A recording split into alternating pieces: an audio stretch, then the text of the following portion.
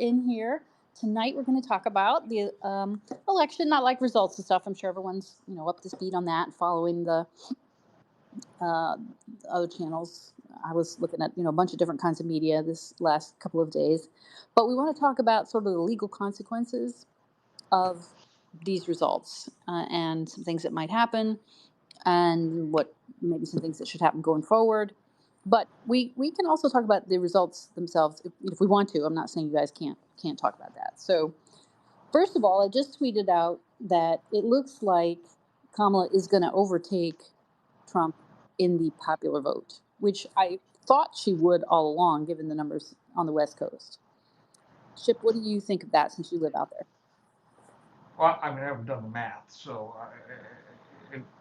but the overall, I mean, there are a lot of votes that have not been added into the gross national vote total yet. I texted back to you and King that it looks like as many as 7 million votes in California still are not added into the total, and those are going to be 60% hers. Right. And then there's a million votes still outstanding in Arizona. That's why they haven't called Arizona. I can't. I do not know for the life of me what slows down the vote count in Maricopa County so bad. I mean, obviously, like 2/3 of the vote in the entire state is in the greater Phoenix area. Right. Uh, But there's other places that have comparable numbers, right? It doesn't take them all this. yeah, I just don't know what their process is. Like, Mm, I mean, we know what the process in Philadelphia is, which is they right. can't touch the ballots until the morning of the election. They can't separate the security envelopes from the outer envelopes. They can't do the signature matching. They have to, get through all of that on election day, whereas a lot of other states do some of those early steps ahead of election day, and then they just count the votes on election day. Right. And some But people think it's crazy that they don't do all of that beforehand. But the theory of that, for folks who don't know, is so that there's not a known target to shoot at on election day. So that right, neither party knows exactly how many voters they have to turn out on election day. So I mean I can see that both ways, but well, I just oh don't know what's unique about Arizona. yeah, Why Arizona? mm, they're just special. California, I think California is a lot of mail-in ballots, Yeah, and they're not really in a hurry because there's so few competitive seats in California. It doesn't, right, the results in most of those congressional districts is, you know, known before you start counting the votes. right, So many of them are 60-40 by registration, and then um, it's not hard to figure out who's going to win California on a statewide basis. So that's never really a mystery. Um, and so they're not in a hurry to finish all those ballots. So most of the ballot counting that gets done late is in congressional districts that are already decided. right. Right. So right now there's 16 districts that aren't decided yet in California out of what, 50 some, right? So, and those are close, but they probably knew that going in. Earlier today, California had only reported about 56% of their vote, and now it's up into the 90s. So they got quite a lot of it done today, and that's what's pushed the numbers. So I'm looking at the decision desk headquarters. They're now showing Harris with 90,468,000 and change votes, and Trump with 88,109,000. So what is that? That's That seems really out of whack. I mean, 2022 was, or 2020 was 81 million to 75 million, and now we're that far above that. yeah, that's what those numbers say. So it's almost 90 million each. So there you go. Which explains why the media has been reporting, well, there's record turnout, but also the numbers are less than in 2020, which didn't make any sense. And there were a bunch of libs on Twitter today. I was laughing so hard because they were saying all this insurrection-y stuff, like, wait a minute, maybe there's something wrong here. These numbers are not adding up, and maybe we did steal it last time. I just thought that was hilarious. So, and some of the other states have like 93%. Every place it looks like has a little bit of their account that's, not finalized for one reason or another. So those numbers are going to continue to go up, and the total will continue to go up for a bit longer. Okay, so what do you want to start with, you guys? Shall we do a little bit of gloating before we move on to our legal analysis? King, would you like to start? I don't mind starting. There was something about Kamala Harris and her candidacy that just viscerally hit me in the gut as somebody who's been trying cases for 50 years. I know what it takes to be a trial lawyer of any grade. I mean, lowest to highest. I mean, the highest, most prestigious trial lawyer in the country, all the way down to a Newbies starting out right out of school, and yes. yeah. I know what it takes. I've done it. I watched people do it, and she never struck me as somebody who had one ever done it or was capable of doing it. And it always struck me as being a giant political fraud she was trying to pull off. Um, I did not. It's a visceral thing from my standpoint. Ship, you and others actually dug down into it, but it brought to mind another Earl Long quote from the great Earl Long. He had a political enemy in Louisiana, the Attorney General Jack Grimion, and Earl was famous for telling the press that if you ever want to hide something from Attorney General Grimion, put it in a law book. He'll never look there. That's hilarious. Yeah. No, and it just reeked of inauthenticity, is what you're saying. Yeah. Whereas I think I came at it from a different perspective. I'm a libertarian who votes Republican, right? So, um, and I wasn't sure. I voted for Trump in 2020. I wasn't sure after what happened then, how things were going to go if he was going to try for reelection. And then they started indicting him for stuff. And the more that they did on the lawfare, the more compelled I was to vote for him. And then when he got convicted in New York, I was like, that's it. These people are lunatics. We have to, and I tweeted this out a little bit, we have to ram him down their throats at this point. Basically, if only because we can't be having this. They seem not to be able to appreciate that.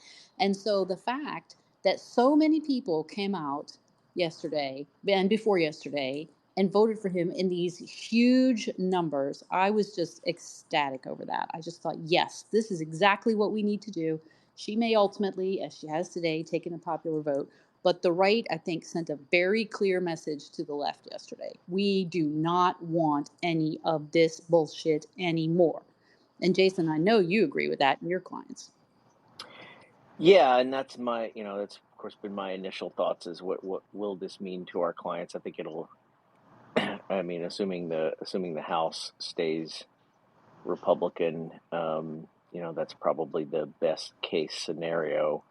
I mean, I've been completely unplugged for the last 2 weeks or more because my mother recently died. Yes. So I was on a complete sort of social media and news cleanse. Like I watched virtually nothing until I was actually driving back home last night and watched. It was listening to the returns, but I think the big question is, how much accountability will there be for all the shenanigans in the lawfare and the, politicization of the FBI and the Justice Department, and what form will that accountability take? And will the people who will be coming into power have the competence and ability to impose that accountability, or will there be? I mean, the problem is that often in a situation, and I've seen situations like this before. There'll be there's usually a strong tendency to say, well, let's move forward, let's focus on the future. Yeah, I'm not Um, interested in that. yeah, yeah, exactly. And it's like, well, wait a minute, but there's a lot of injustices in the past, and then you can screw it up by doing it in a ham-handed way, not doing it in a smart, not imposing accountability in a smart way. If you just paint with too broad a brush and come in and just knock over all the china, you're liable to cause more problems than you're solving. So I'm a little worried about how that's all going to play out, and will be, it's not necessary. It should be good for our clients, our FBI whistleblower clients, our IRS whistleblower clients, but that's not a given. Like we're gonna have to work to make sure, um, that can be some positive outcomes in some individual cases, as well as sort of broader general reforms. Right, and there does need to be a lot of reform. And Chip, I know this is something that you can speak to in the bureau, right, at the Justice Department, other places too. I was talking about the pardon power today. That needs to be completely reformed. Um, and it's just I see people on Twitter and elsewhere saying, well, we should pull together and we should be unified. And I'm like, no, fuck that shit sky high. Because these people need to be taught a lesson first. Because they're not remorseful. They don't repent anything that they've done to the former president. And until and unless they do, they're just going to do it again. They're just going to wait till the political winds shift back to them. Then they're going to go back to all of this lawfare. And, normally I am take the higher road, act on principle. Let's not do the revenge thing. But in some circumstances, you can't get back to the norms that everyone agrees with because the other side will not do it until their ox gets gored bad enough. Yeah, and I think I mean, I hadn't seen the popular vote shifting like you were just describing. I mean, I just learned that from you when you came on. I think if that holds, I think that's unfortunate because that will give them the fig leaf of, um, to self delude and remain self righteous and say, well, he didn't really win. This electoral college is horrible and racist or something, and therefore we've got to get rid of it. And he's really not legitimate. I mean, it will give Right. them that fig leaf, right? Yeah, that's definitely what they're going to do with it. Right. So we're going to have this battle. And one of the questions we got from people is, well, what about that whole effort to give the electoral college votes to the candidate that does pull down the popular vote? And that is based on an interstate compact that a bunch of states have signed up to, but it's not in effect yet. So I want people to know. And the states have to individually sign up to it, but it doesn't go into effect anywhere until at least a majority of the states, 270 electoral votes at this point, are in states that have signed up for it. That hasn't happened yet. Right now, it's only 209 electoral votes when you count up the states. It is technically pending in 4 states. Let me tell you what those are. Virginia is one of them, so we need to talk to Glenn Youngkin about that. Nevada, Michigan, Virginia, and North Carolina have it pending. Now, that could just mean that, a state representative has offered it in the last session, right? But that's where that stands. So it just seems to me that we are inevitably moving down the road toward we're going to have some kind of showdown about the electoral college, and probably it's this compact that's going to drive it. Can I say something? Yeah, sure. Before you go off on that tangent, uh, I want to say something I feel strongly about. I first What got that guy on. said is bullshit. Is that what you're going to say? Yeah, no, not that. I This know one you is feel strongly about that too. this one is that too. But it all points back to the time when I first joined on Twitter for a reason, Right. because I was looking for non-media information, because early in 2017,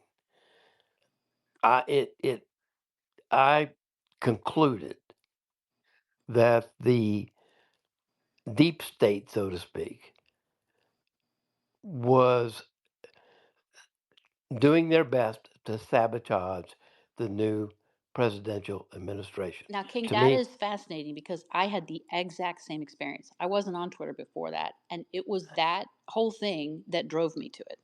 yeah, it hit me.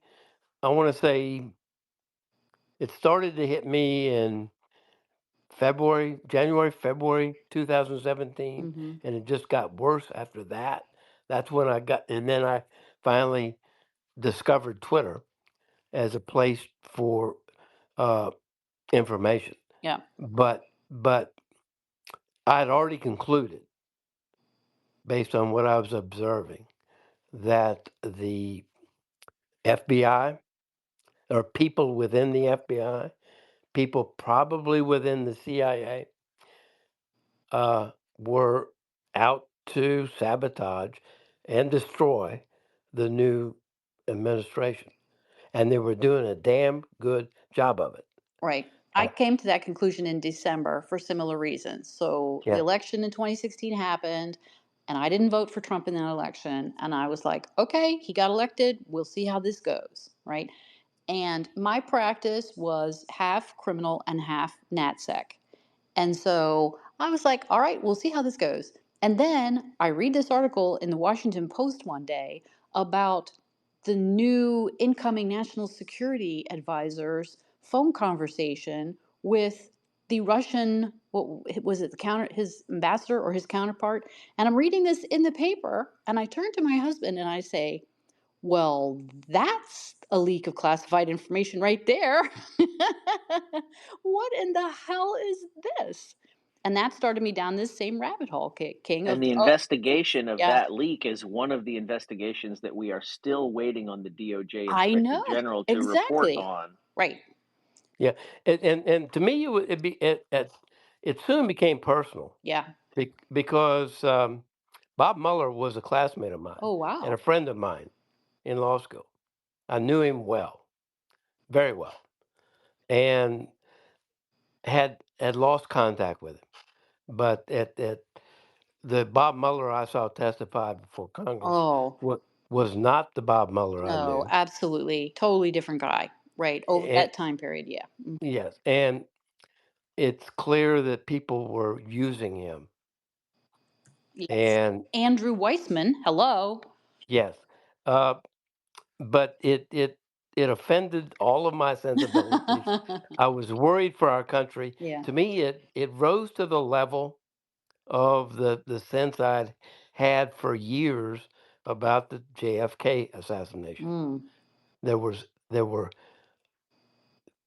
things going on within our government that they didn't want us to know.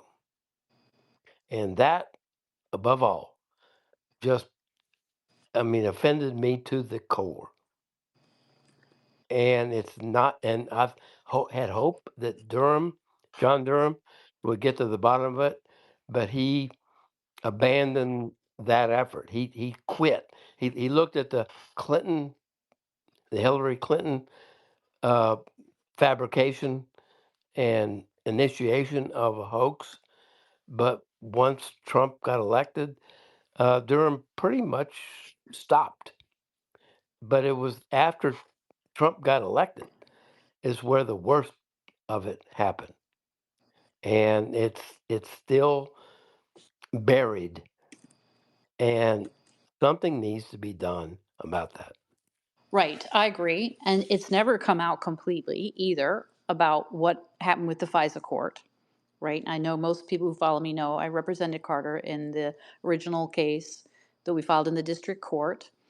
And in that case, the trial judge decided that some of our claims couldn't be brought forward because the statute didn't cover these FBI officials putting together false warrant applications to get to spy on someone. It only covered because of the way the language reads that the Congress wrote, it only covered the guy who was actually putting the bug in, which of course is absurd and insane, but it was statutory interpretation. And that case is up on appeal currently. It was argued in the Court of Appeals this fall. So, I mean, the district court judge, the trial judge dismissed it. So Carter's fighting to get that case reinstated currently. And it just goes on and on and on from there to the more recent stuff that Jason, you personally and your clients are dealing with, because the government, I, it sounds like, craziness when you say this, but I honestly believe this is true. The DOJ and the federal government is completely out of control in some ways. Yeah, and what needs to happen as quickly as possible is the new administration needs to have some really savvy, good people in the Deputy Attorney General's office in place as soon as possible, and they need to be over in the FBI, figuratively knocking heads together, asking very tough questions, forcing answers, not taking, Right. not taking bureaucratic delays, not taking no for an answer, not taking we'll get back to you for an answer, Right. and digging in and finding out the truth, Right. and answering a lot of congressional oversight letters that have been ignored. Right. Exactly. The Congress needs to double down and go back and say, all right, now that we've got people who are going to actually give us documents, we want information, we want these documents. Because I thought Horowitz did a good job for the remit that he had. He did a good job with what he had to work with. But Durham didn't do half of what he should have. And I thought Horowitz kind of skinnied his inquiry down. He could have gone farther and done more. But given how stuff normally operates in DC with OIGs and the power that they have, and given that Horowitz is, he's not exactly MAGA, right? He was being somewhat cautious, but even he was like, some of these people lied to us, and this shit doesn't line up like it's supposed to, you know. Yeah, And he recommended McCabe be prosecuted. yes, right. So, and I wrote an article even before I started representing Carter in the Federalist about a number of reforms that needed to be put in place because of his case. This was before I was his lawyer. And they've only implemented a few of those things, but they're super fucking obvious things. Like some of the rules at the FISA need to be changed, and some of the procedures at the Bureau need to be changed. And, this is not rocket science, but I've been astonished at how unwilling the government has been to make these things right. And it's disturbing that it just seems to be so blatantly political. It just needs sunlight. Yes. It really needs sunlight. Right. I don't care if anybody goes to jail or not, but it has to have sunlight. We have to know what happened. Durham did one thing. It's not in his report, but he produced some, I assume, exculpatory documents to Sussman's lawyers in that criminal case. And somehow those got loaded onto a thumb drive and made public. Mm-hmm. And they're not discussed in Durham's report. And he seemed to have forgotten about them when somebody asked him about them. But those documents include a set of notes and memos uh, dating around late February, early March 2017, when Comey and the higher ups at the FBI made their pitch to the new Deputy Attorney General and his staff at the DOJ. This is after Sessions was recused. And they made their pitch explaining why that investigation had to go on. Now, mind you, that took place after Igor Danchenko had been identified as Christopher Steele's sole source, and the basis of his information was going to Russia and having long drinking sessions with high school classmates. I'm not even sure he went there. Wasn't a lot of it like? Yeah, he did. That Steele paid for him to go there twice, Yeah. and he met with his drinking buddies, and they just passed gossip They were back and shooting the forth. shit. They shot the Right. shit, and that shooting the shit is what backs up all of the sexy stuff, all of the uh, illicit stuff described in the Steele dossier. Right. And I was just shocked at how this went because when I got my hands on the actual dossier thing and I read them, I was like, this is so terrible. Right? This is Mickey Mouse in terms of product. It's a joke. It's a It's a joke. Yeah. joke. It's a joke. Any sophisticated, experienced lawyer would have told you it's a Right. joke, and the FBI had to know it was a joke, and they interviewed Danchenko for 3 days at the end of January 2017, and he admitted all of that Well, and the to best them. part of that was then they told the FISA court that they found him to be a reliable witness. Could be, because No, what I'm talking about what? is despite that interview, they promptly made Danchenko a paid Yeah. confidential human source, which buried him in the bowels of the FBI. Okay, Then let me back you guys up a little. Yeah. Some missing some sophistication here. They didn't go to the FISA court over Danchenko. No. They went to the FISA court over Steele. Right. And what they said to the FISA court was Danchenko confirmed that he told Steele all these things. That is enough. Even though they know that Danchenko's information is shit, they can say to the FISA court, but Steele didn't like this. Yeah, but that wasn't true. But no, yeah, Steele Ship, is the source in the affidavit, not Danchenko. Danchenko was a sub-source. that's my point. The FBI That was waving the Steele report around Congress and the DOJ, and they had written memos. Lisa Page drafted a talking points memo in which she referred to that Steele report, which was bullshit, made up, it was all fabricated, as, quote, the Crown reporting, and basically stood it up as the basis, the ground floor of the entire Russia investigation. no, I understand all that. I understand all that. The reference to the Crown report, it came from the UK. Right. They were trying to pass it off as if it was right, MI5 or MI6. Right. But the source cited David was Steele.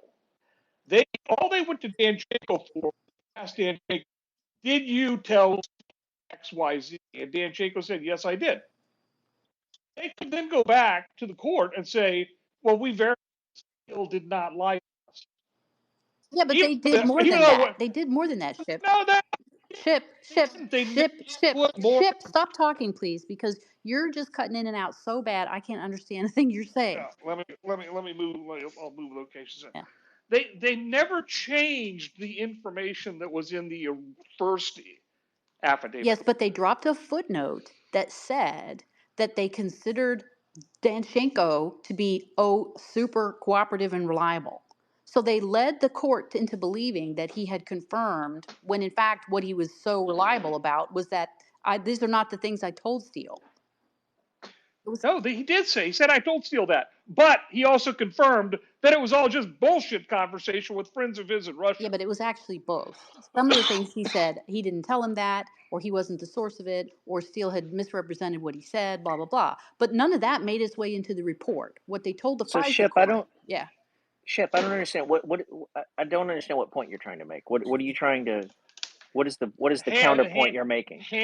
Handling FISA information is different than handling other kinds of information. All they're saying to the court is not that Steele's information is accurate, but that Steele himself is reliable because we've confirmed that his subsource confirmed the information Steele gave us.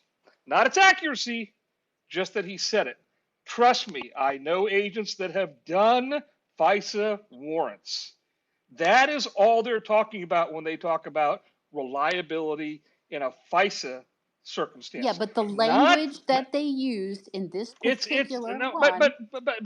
but it's intelligence information. They are not saying this is factually true. They're saying an intelligence source has given us this information, and that's our justification for wanting to listen. We're not sending anybody to jail. This is not for the purposes of arresting somebody and charging them with a crime. We're just justifying wanting to collect more intelligence. And it's different. It's a different Nobody's arguing environment. with It's a you, different Chip, that arena. it's different, but you're not listening to what I'm saying, which I is know exactly what you're that saying, but it's not. It's apples and oranges as to what they are actually representing to the court. what they're That's why supposed to be representing, but the language that they that's actually used misled the court into thinking that Danchenko was confirmatory when he wasn't.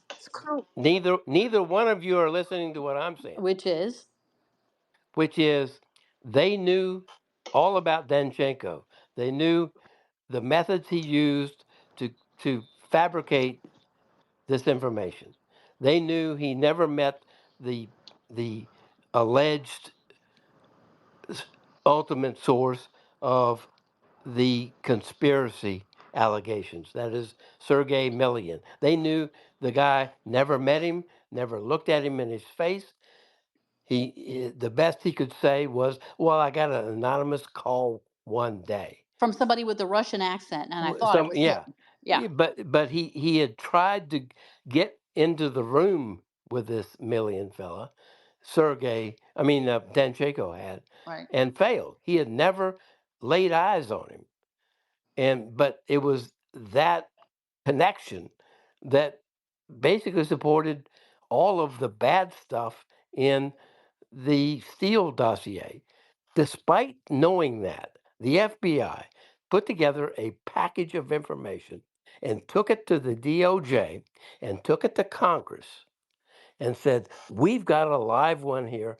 We don't know how far this goes. We haven't got to the bottom of it, but this is the verified information. This Crown reporting is the basis for our investigating our new president, Trump. And we need to go forward with it." This is way before renewing the FISA application. That's the crux of where it started. How they took this fabrication that they knew was a fabrication, and they took it to the DOJ, and they took it to Congress, and they took it to the press, and it ruined Trump's first administration. Yeah, and And Ship, let me just reply to something Ship was saying there earlier. Also, so you were making the point that, well, they're not vouching for Danchenko; they're only vouching for Steele because Steele was the reporting source. They also, in the renewal applications, they misled the court, Correct. weren't honest with the court about the fact that Steele wasn't honest with them Right. about having gone to the press, and that was the focus of the referral that we wrote in Senator Grassley's office, the classified referral that was eventually released. What we noticed when we were reviewing it, while it was all still classified, was that they're saying, "Oh, we saw this public reporting, but we don't think that came from Steele." Right? We think that came from they didn't say this in these words in the renewal applications, but I'm just sort of translating and simplifying. That what they said was, "Oh, we think it came from Fusion GPS. We think it came from Glenn Simpson, because we know he has a client that he's working for, and we think it probably went through there. So we think he's being honest with us when he denied when he denied talking to the press, and therefore we're going to continue, relying on his information. And they and at that time, he had already sworn in the libel litigation in London. He had already admitted that he was the source for the press reports, that he was talking to the press at the same time he was talking to the FBI, which he was not supposed to do. So and as far as I could tell in all of the work that I did, we were never able to. I don't know that they ever even asked him the question.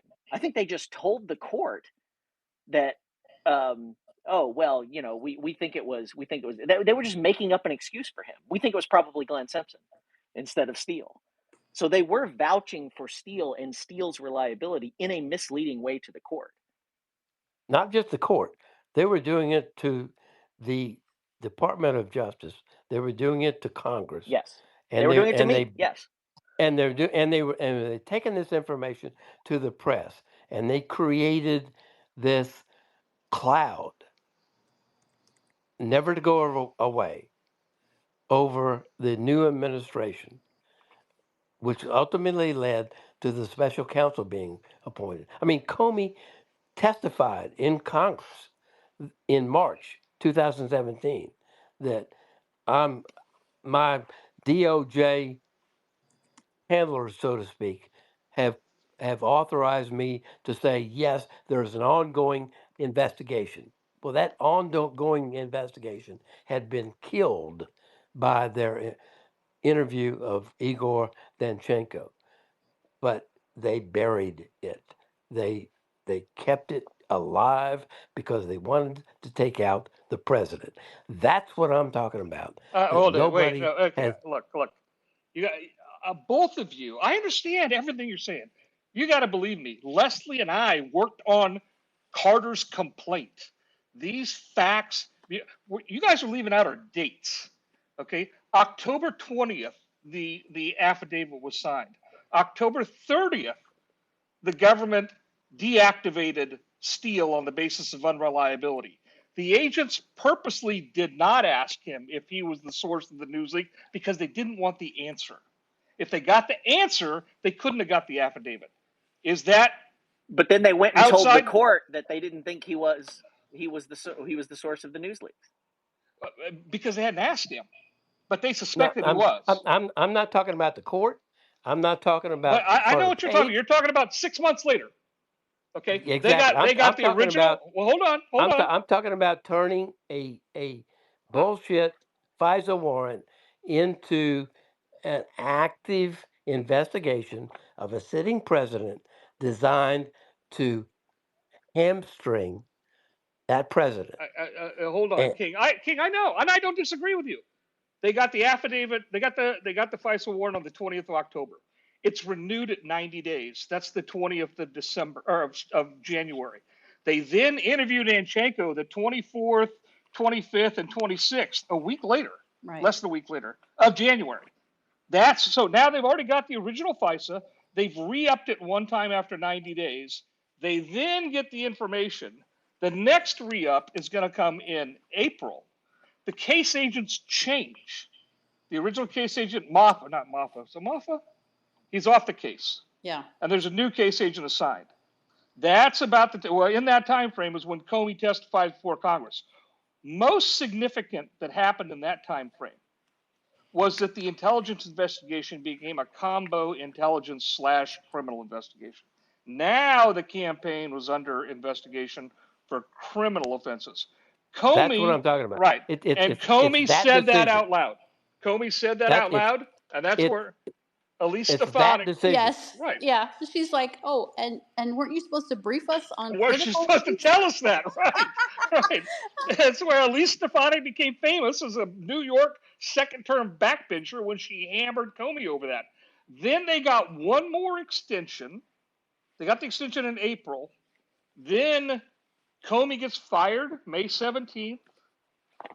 Mueller's appointed. Mueller's whole crew comes in. They've got to get another extension in July.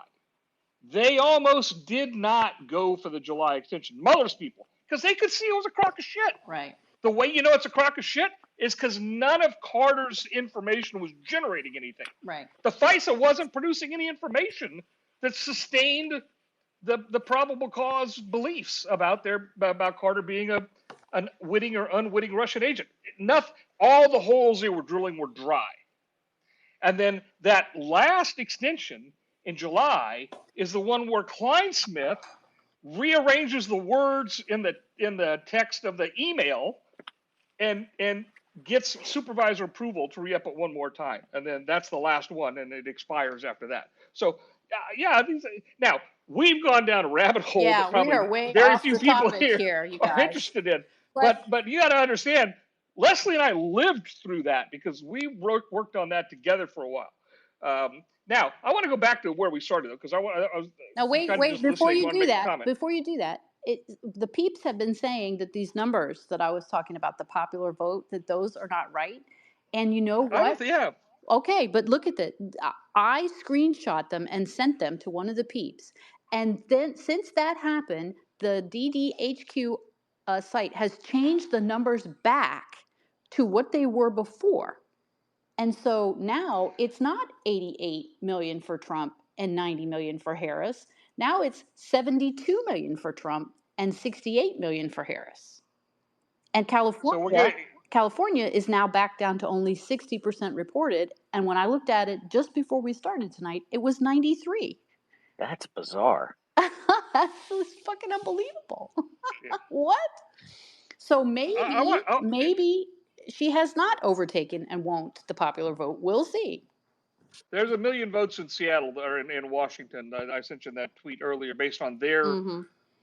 And I did those numbers based upon what the vote total was in 2020 and what's been reported so far in 2024. And looking at the difference, say, oh, well, there's a lot missing still.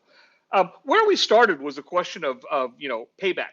Yes, and it's interesting because it's an interesting little story we've all told about how we all kind of came to be involved in this. All of us really around the Russia hoax origination story. Yes, it's the original sin of what started all of the exactly. division and problems of since 2017.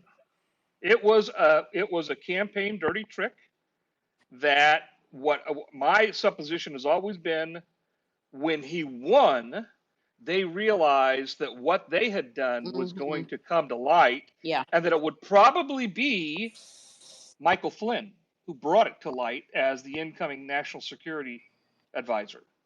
That he would see all of it from his perch over intelligence, which is why they targeted him. Which is why they targeted him. To get him out, and then they figured Sessions won't be a problem, and Comey's a fellow traveler, and and because Trump was a stranger to D.C. and didn't have people already lined up for some of these jobs, he didn't get the right people in the right spots, and that's not going to happen this time. But here's my view of why you can't just sing kumbaya, play nice, and say, everybody, let's hold hands around the campfire and unite. And I agree with Leslie that they are not chastened at all, because they've never been chastened in the past. They're always willing to cross the line, to hamstring, because for the Democrats and the progressives, the government, the levers of government power are the mechanism to drive the changes they want. Having control of those levers is absolutely crucial to what they want to accomplish societally and culturally. And without them, with somebody like Trump or another GOP president involved, they can't do what they think they're destined to do. But here's I've got a little different concern. If you don't seek retribution and hold this hand of the opposition to the flame, you in effect, especially in this instance, will have countenanced their effort to select the opposition candidate. Right, they'll just do it again. Their effort here was to make Trump unavailable to the GOP. Whether the GOP wanted him or not at the time they were doing this, that was the goal. The goal was to make him unacceptable and unavailable. In other words, the levers of power in the Biden administration through their authority, were going to help select the GOP candidate by taking one of them off the chessboard. Right, the one that they wanted off. Yeah. Right, I know. So you can't allow that. So everybody that had a hand in that has to pay a price, and it's going to be ugly. And they're going to be and Trump's people, whoever they are in these various, they're going to have to swing an axe, because since the Obama administration, partisanship has been a key feature of hiring. Overt rank partisanship. Right. And now they want to say, oh, well, please, please, please, let's all be unified. Not all of them. Okay. Some of them are still calling us racists and Nazis and all that nonsense. But some of them, anyway, are saying, oh, well, we should, do the whole unity thing. And I just sit there thinking to myself, I don't hear you being remorseful. I don't hear you saying, oh, we shouldn't have done these things. And so we don't want you to do them to us because we agree this is a violation of our norms and the great American way. And so we're oh so sorry. No, that's not what it is. It's more like these Hamas assholes who, once having started this thing with Israel, they don't want Israel to wipe them out. Well, maybe you should have thought of that before. It's just, I'm just offended at this idea that oh, well, we should go for the unity thing. There's a historical aspect to what we're talking about. Everybody knows about Watergate. I lived through it. I had just become a lawyer when it really broke, and was able to watch a lot of the testimony at the hearings. And everybody has seen the movie, the Redford Dustin Hoffman movie. What's the name All of it? the President's Men. Yeah. It leaves you with a good feeling that good prevailed. I recommend to everybody you read the books, particularly the most recent book by Jeff Shepard, who's Yes, it is extraordinary. It's a few The years older than documentary. me. I haven't read the book yet. I want to. The documentary is extraordinary. The book is excellent, Yeah. well documented, well footnoted. And what he got his hands on, he got his hands on. Let me tell you who he was. He was a lawyer, a young lawyer, not much older than me. In talk, a lawyer much about a few years older than me. He was a lawyer in the Nixon White House, in the White House counsel's office, and fortunately for him, he escaped the criminal aspects of Watergate. But he knew everybody. He was in a lot of the meetings. He knew what went on, and he was kind of anti-Nixon for years until he got his hands on grand jury testimony and other previously secret or Non-public. He got Archibald Cox's private notes, like diary, and that was years later. Yeah. And what he learned and wrote about was that the Watergate prosecutors were made up of just an army of young Democrat lawyers who were after the president, and they broke all the rules. They had secret meetings with the judge. They put on knowingly false testimony before the grand jury. They hid that fact in trials, and they basically, the exculpatory evidence that they sat on during these criminal trials is unbelievable. And Shepard goes through it line by line, and he makes it explain to the layperson that that's not what we learned in history, what really happened. And it's happened again. And something tells me that, there's no telling how many other times it happened by these It's going to happen people a third within. time if people let it. Yes, exactly. Yeah. So it's something.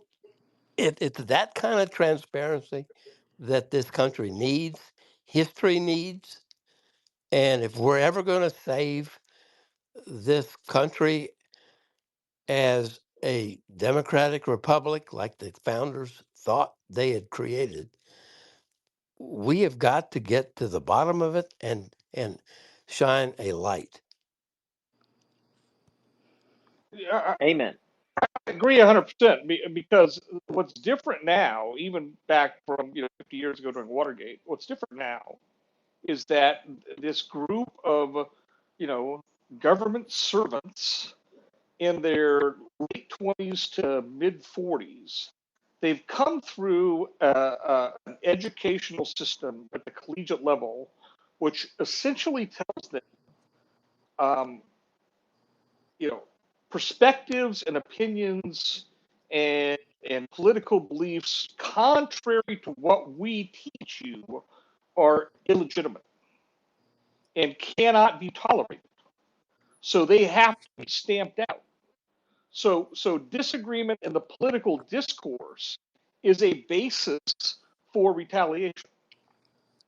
They cannot accept that there is legitimacy to political beliefs contrary to what they have been taught in college and grad school. I think Right. that's And I don't know largely when that correct. started. I think that's largely correct. And I think that a lot of those kinds of folks are, I mean, I don't know if it's necessarily a generational thing. I mean, I think it's forever been the case that the permanent bureaucracy in the federal government is, tends to be biased in one direction. And what I think most folks out there don't understand, what most of the public doesn't understand, is that there are only about 4,000 political appointees, right? In any executive branch administration that comes in and takes power, and there are 3 million permanent bureaucrats.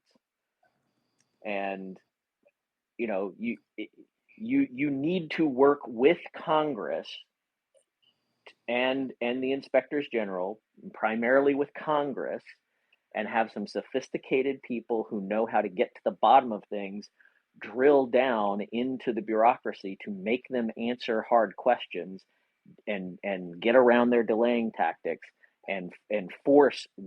It's the combination of a president and a Congress. Those two things, those elected branches, those few people in who are elected, who can actually, if they work together and cooperatively in their separate roles, that can actually bring real transparency and bring the bureaucracy to heel. But if they don't do that, or if they, for political reasons, want to focus on other things, or let's focus on the future. Let's not worry about what happened in the past.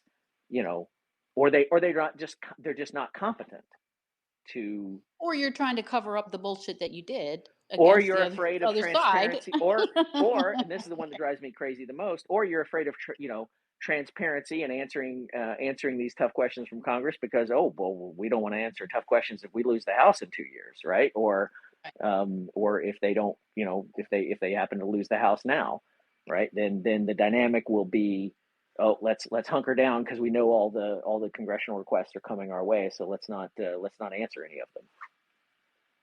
Right. There's always that problem. But we I think are still too far afield Yeah, from where we the one thing we got to started with. get committee chairman out of the habit of doing is giving everybody 2 weeks to respond in their letters. It's like, I want your answer in 48 hours, or I want somebody in front of my committee prepared to answer questions. Well, that's Yeah. the key. Well, It doesn't You matter see how, what the you, I mean. The yeah. deadline depends on what your request is and what's reasonable. yes. But But no, the real solution is you have to force people to come in, and you have to have a subpoena for testimony about the document request and what you're doing to do the searches, et cetera, just like you would in civil discovery or something. Yeah, but now you're in a position where with control of the executive branch, the message should be sent from the White House down through the agencies that deliver someone to Congress that can answer the questions, or people will get new job assignments or maybe pink slips. Do your job. Well, what you need is the landing teams who go in there, right? And the political appointees who are they need to be demanding answers along with Congress, in order to respond to Congress. And then and if they're not getting the answers, they need to make those people go up and appear before the committee. Right. They need to make the permanent bureaucrats go appear before the committee. Right. The way these government agencies, and I left DOJ in 2013, but I've talked to dozens of people who left after 2013, and even some people who left before 2013. Over the last 15 years, these agencies have been so infiltrated and stocked with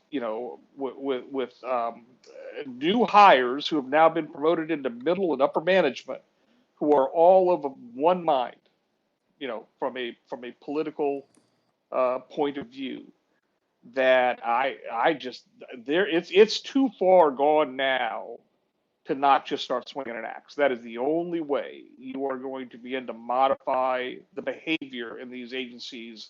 It's going to start with personnel.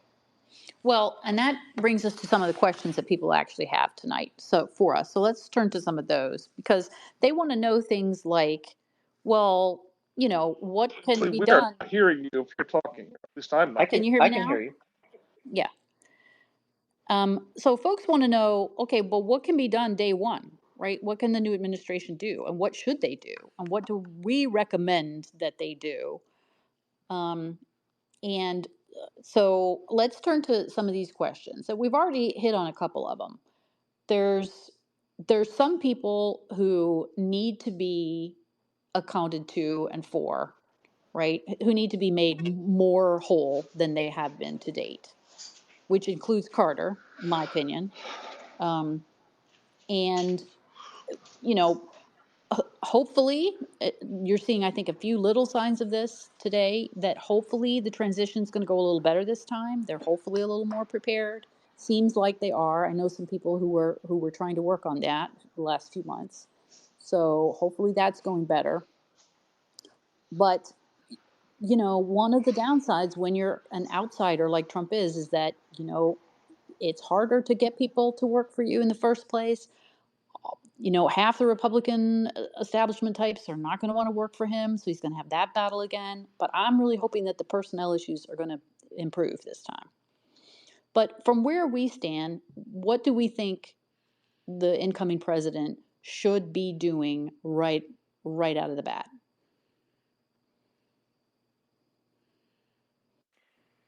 Well, I mean, I sort of outlined a little bit already. I mean, personnel is policy, Yeah. and you need to get some sophisticated people who are going to knock heads in the bureaucracy, especially at DOJ. You need to get those people in the DAG's office.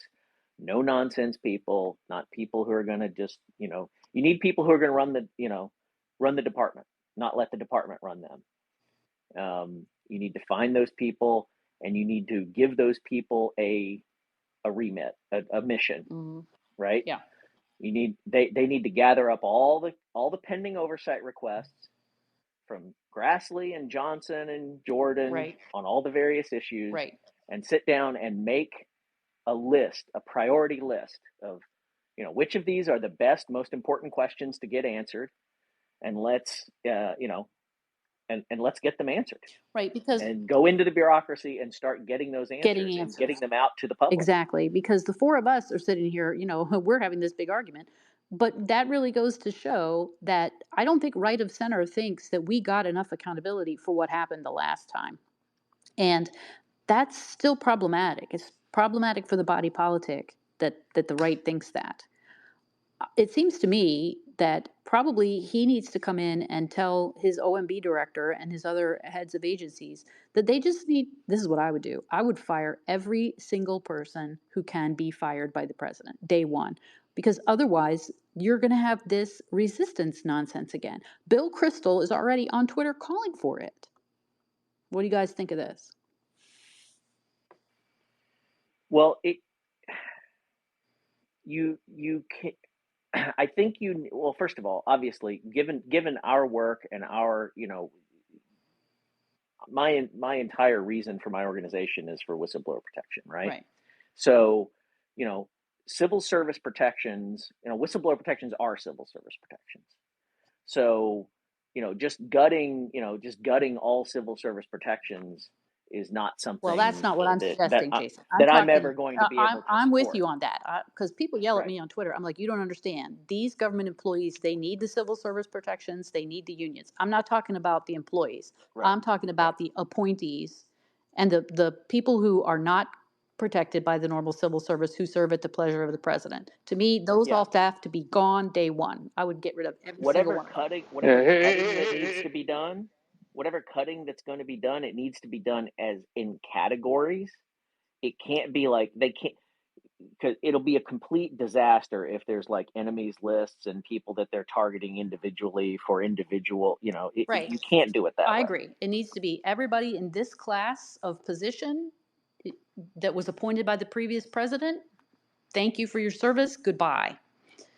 That's what I here's would. here's the problem though. Here's why that ultimately will lead to chaos in the short term in a bad way. Yes. And that is the replacements for those people. You're not going to have 4,000 appointees lined up. So the replacements for those people are going to be permanent employees who are put into those spots on an acting basis. Well, I have no problem with that. They, if they're long-term employees and they have enough GS level, then it's not like they're not going to know what they're doing. Well, no, that's not the problem. The problem is they might be just as much of a problem on a political level as the appointee. Well, I'm not saying, I'm not saying they're not, but you can't get rid of them. Well, no, but you don't have to put them in a position of authority. So you have to identify a manager to take over from the political appointee before you fire the political appointee. And who's going to do that? That's going to be that's obviously a task during the transition, is to begin to look at those. Right. To the extent you can figure it out, I agree with you. But if to the extent that you couldn't figure it out, I would just be for rip the Band-Aid off, because otherwise you get the Vindmans of the world. He's sitting there, and the whatever that guy's name is, who we're never supposed to name his name, who was the whistleblower, on that Ukrainian nonsense. You get those people are embedded all over the executive branch, on these boards, on these advisory committees and all of that. And I would want them all gone if I were him. But see, that sounds more like retribution than transparency. And I think what King and I were saying is, what you need is forced transparency. And I think it's better to be asking tough questions and then having cause to remove someone when they're hiding information or refusing to answer those questions. I would come at it from a different direction. I would replace the top level with good managers, as Ship says. But then my next step would be work with Congress and talking and set up or get plans to set up a church-like committee to shed light on what happened. And then I would call in the lower level and see where they stand. What will their testimony be? And I would reward the people who want to be whistleblowers and are willing, regardless of the risk to them, to lay open what happened, and kind of separate that the wheat from the shaft, so to speak. You guys are a lot more trusting than I am, because you're talking about like accountability for what happened before. And if I were him, and his personality is more like mine, I would be worried about, we're going to have this same nonsense again. And there's no way in hell I would want to leave that door open at all. Well, this is the problem though that happens every time there's a transition in party control, and this will happen over the next 90 to 120 days. Some of these political appointees are going to transition into full-time employee GS positions and then be covered by some of the Secret Service protections that they don't have. It's called Yes, they will burrow. It's called Yeah. burrowing. Right. They transition from being somebody who can be removed at the whim of the president to somebody who then There's nothing you can do about that, right? Right. So, so the problem though, Actually, there are anti-burrowing rules. Yeah, but right, I'm so the saying problem, right though, is now that he's not in the position to do anything about it, right? Yeah, but yeah, correct. But until you can identify who those bodies are, your idea risks putting them in charge. You can identify, because you can look at, well, who was a political appointee that now seems to have been transitioned to a new position in the last 60 days. That's obviously the easiest way to find them. And then, you'll get, during the transition, you'll get information from inside. There will be people from inside each agency who will step forward to say, let me tell you what's been going on. Because there are plenty of GOP sympathizers in every agency. The question is, how quickly can you identify them, and how quickly can you get information from them, and then how quickly can you act on that information? Sometimes you can't even make those inquiries. This is the other thing, right? Depending upon the level of position, the kind of position that they have.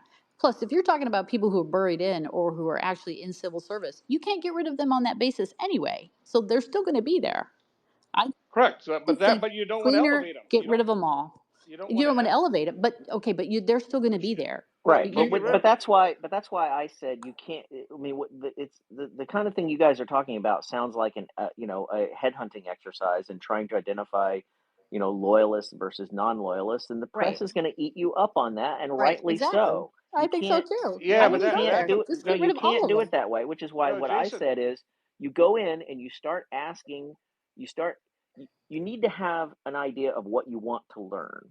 That's why I said get all the pending oversight requests together, prioritize them, figure out which ones are most important, which ones will have the most impact, and then go start digging, look for the information. And when you find, and then you will identify very quickly who is resisting your efforts and who is not resisting your efforts and who is cooperating with your efforts. And this is what I'm saying. We're coming at it from two different perspectives. Yeah. You're doing the retrospective. We have to figure out what happened and hold those people accountable.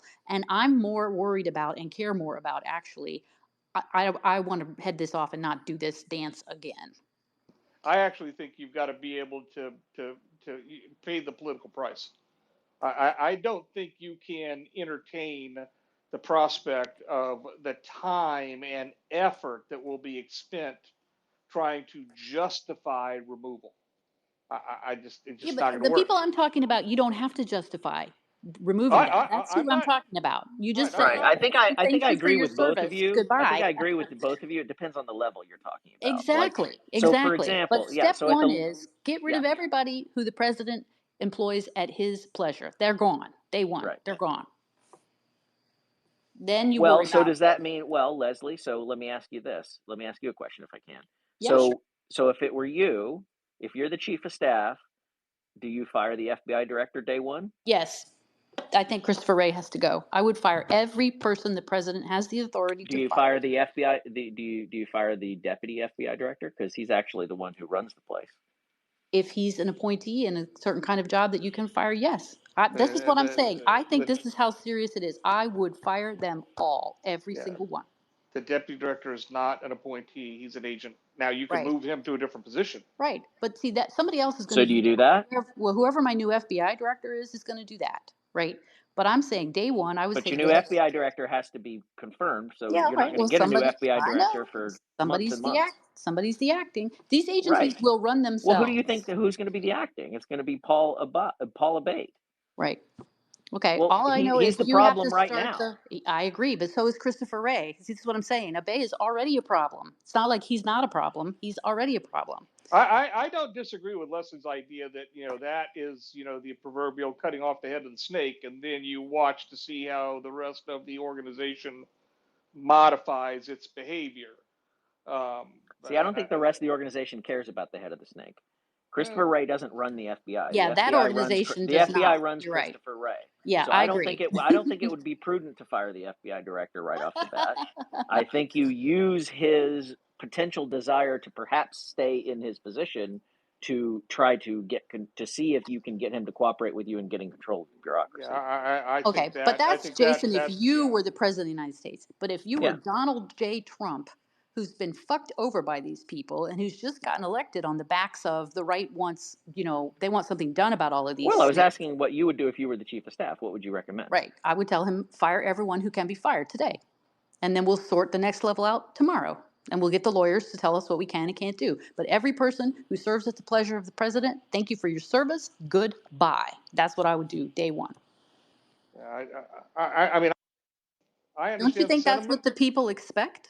I Well, think that's what the right okay, expects. yeah, but they don't expect chaos for the first 6 weeks. So, for example, so the assistant attorney general for the criminal division is among those folks, and there are 11 deputy assistant attorney generals. One of them is going to have to step up to become the acting assistant attorney general for the criminal division.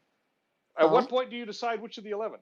Yeah, so I don't right, and so I don't necessarily agree with sort of the sentiment or the goal that you're getting at, Leslie. But I think that it needs to. I think a little bit of a little bit of planning and a little bit of it doesn't have to be day one. And I think you need to have a plan before you start firing people as to who their replacements are going to be, and you need to figure out how do you get someone in a position so that they can be the acting while you're getting your director of the FBI confirmed. see, I just wouldn't worry about any of that because these agencies will run themselves. I know that for sure. With 3 levels off the top, they will still run themselves and you will not be able to tell the difference. So I would not care Well, about actually, any of no. Well, that's the problem. They'll be running themselves as resistance But organizations. they already are. They already are, right? So, and now you've got people who are coming into your office every day, giving you advice, giving you the briefings and all of that stuff.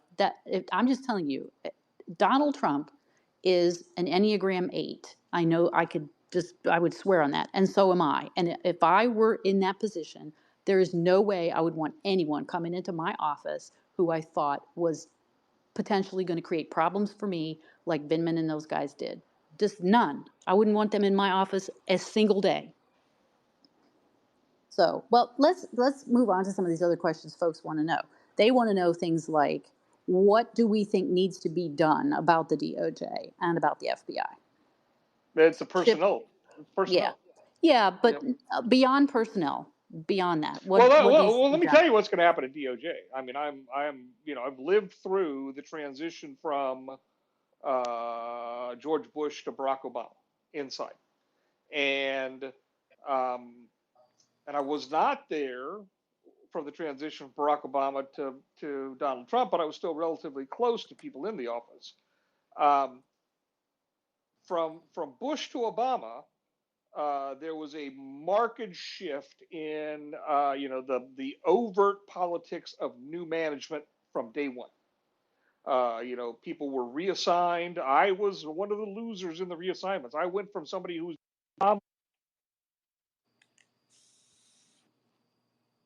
Oh, shit. doing complex, high-end, complicated, um, sophisticated fraud cases, and then within 4 months, I'm doing marine artifact cases at some atoll in the Pacific. I swear, they gave me a case involving clamshell removal from the ocean floor by a merchant marine captain to decorate his yard. Well, that just shows you what they thought of your legal acumen, Chip. Right. So, and I had but the real sign for me was I'm suddenly the recipient of a dozen felon in possession cases. Right. They're just going to bore me Yeah. until I agree to leave Yeah. because they wanted my spot. Right. They wanted to hire a younger, progressive, DOJ stuck Smarter, lawyer. better looking. Right. So that begins right away. And then when Trump won, there was a serious, very immediate, significant level of resignations. Right. All of those. Well, and the other place where that happens, it's comical. It's so dramatic. Is the Civil Rights Division. Right. I mean, everybody in the Civil Rights Division is going to resign. Right. Because all They those are. people came in. They don't want to work for a Civil Rights Nazi. Division. Come on, Well, Chip. Come on. they came in to do bathroom cases and Voting Rights Act. Yeah. That's what they came there for. Now it's going to be back Men to and girls sports. Yeah. and the violation of civil rights and the color of authority and unlawful use of force and all that. Those are all civil rights cases. Yeah. But not Voting Rights Act cases, which is why they're there. Well, let me ask you guys this. I think DOJ is too big, too specialized. I would be in favor of limiting their role in the following way, at least. One way to do it would be to say that they serve as an advisory capacity to the U.S. attorney's offices in terms of bringing cases, and that the lawyers actually at Main Justice don't try cases, that they're subject matter experts only. They don't now. Well, but they do, especially in DC, right? They Right. pair, and in Virginia and Maryland, they pair up with the local offices. And well, I'll tell you what. You know what the genesis of that is? That is actually more often than not an insistence or something that is required by the judges in the local districts, who say these DOJ lawyers from Washington show up here and they don't know anything about the local rules Right. or how I run my courtroom, and so they I also want a don't know local how to try prosecutor. cases because they never do. So I want a local AUSA on the case with them, so that everything goes as I expect it to go. That's my point. Yeah, is that the cases are driven 100%. from Main Justice, and that needs to stop.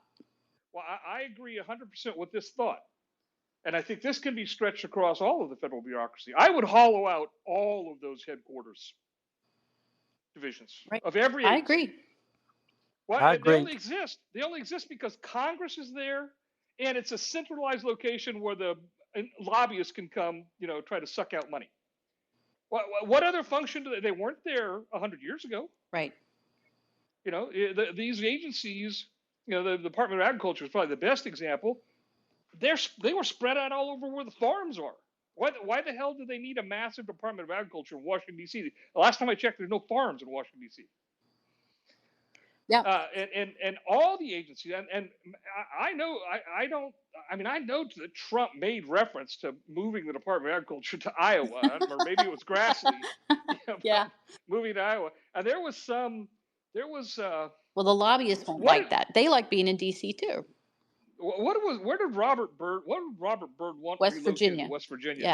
Yeah. He wanted something. Everything. I don't know if it was FBI headquarters or something. Yep. But he wanted to move there to is West a big Virginia. bureau facility in West Virginia, or there used to be.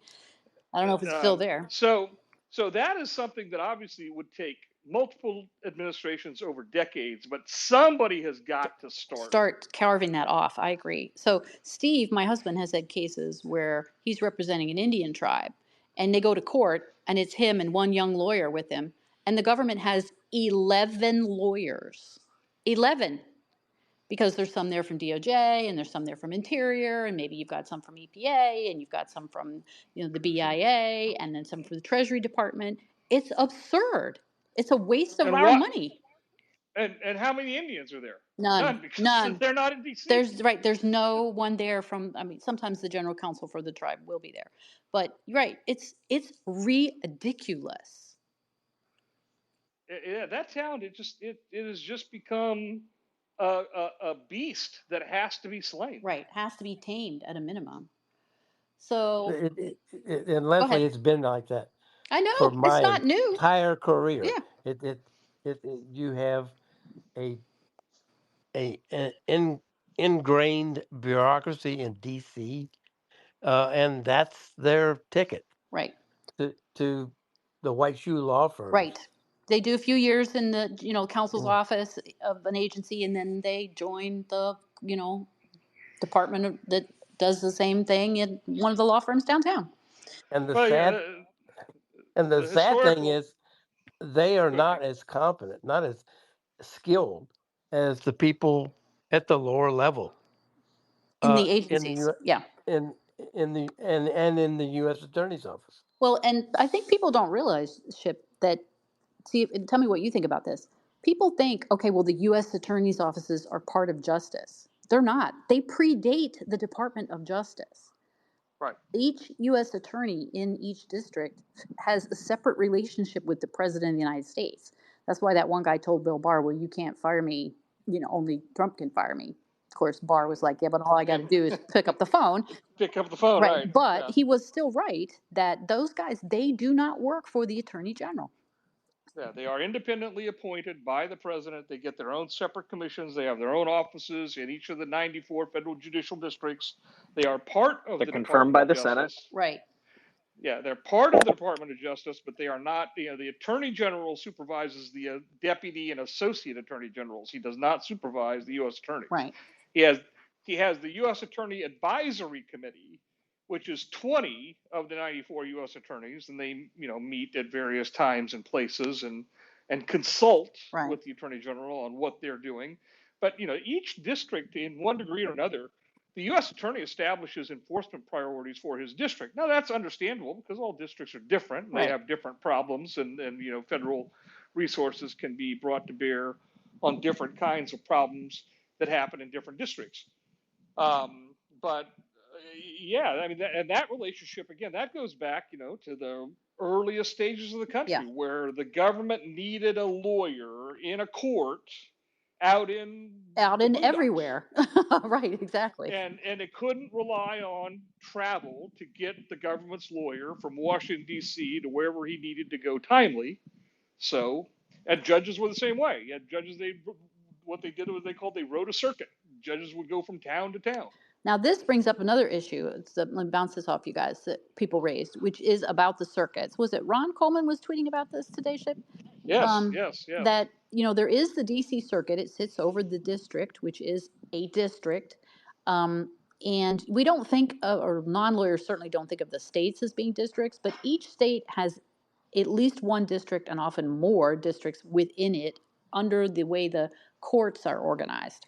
So how many are in California, Ship? 4? Yeah. 4 districts in California, 4 in Texas, maybe only 3 in New York. Yeah. Eastern, Western. So no, there's 4. Southern, isn't there the Northern District of New York up on the Canadian border? Probably. King, how many have you got in Louisiana? 2? 3. 3. Okay. And yeah, so there's 94 in 50 states and 3 territories. Right. Puerto Rico has one, Virgin Islands has one, and Guam has Right. one. So Actually, there's another one. Northern Mariana yeah, Islands. right, exactly. So the District of Columbia is one of those districts, right? And so it has its own federal district court. That's the court that General Flynn was in, right? That's the court that the former president is currently in court with Jack Smith. We're going to talk about here in a minute. And so, and then there's a circuit that sits just above that court. Now, there are An appeals court. Appeals court. Yeah, the circuits are the appeals. Now, there's actually 3 federal courts in D.C. that deal with cases in D.C. or that deal with cases against the government. So there is also the Court of Federal Claims. There is also the Federal Circuit.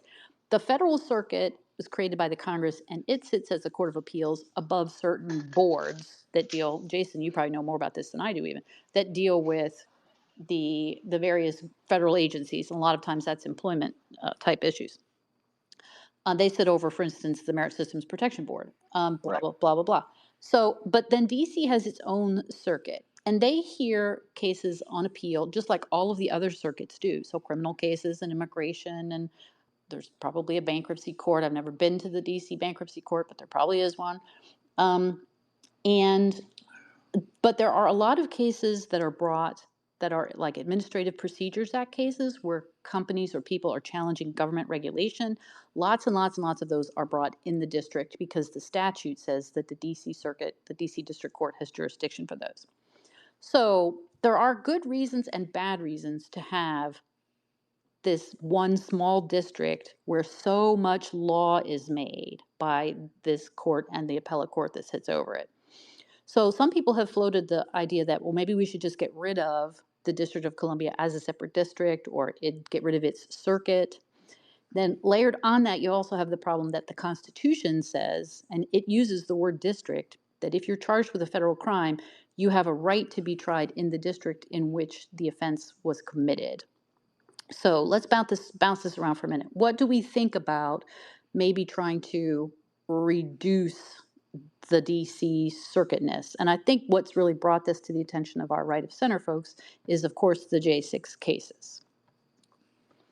One last point I'll make before I throw it to you guys is that my experience has been that if you go out into the country, sometimes the federal judges there are more impressed by arguments that lawyers for the government or that from Main Justice make than the judges in DC, in the district court or the circuit, because the judges here, they're just not as intimidated by the federal government's lawyers and arguments as they sometimes are elsewhere. So what do you guys think of this?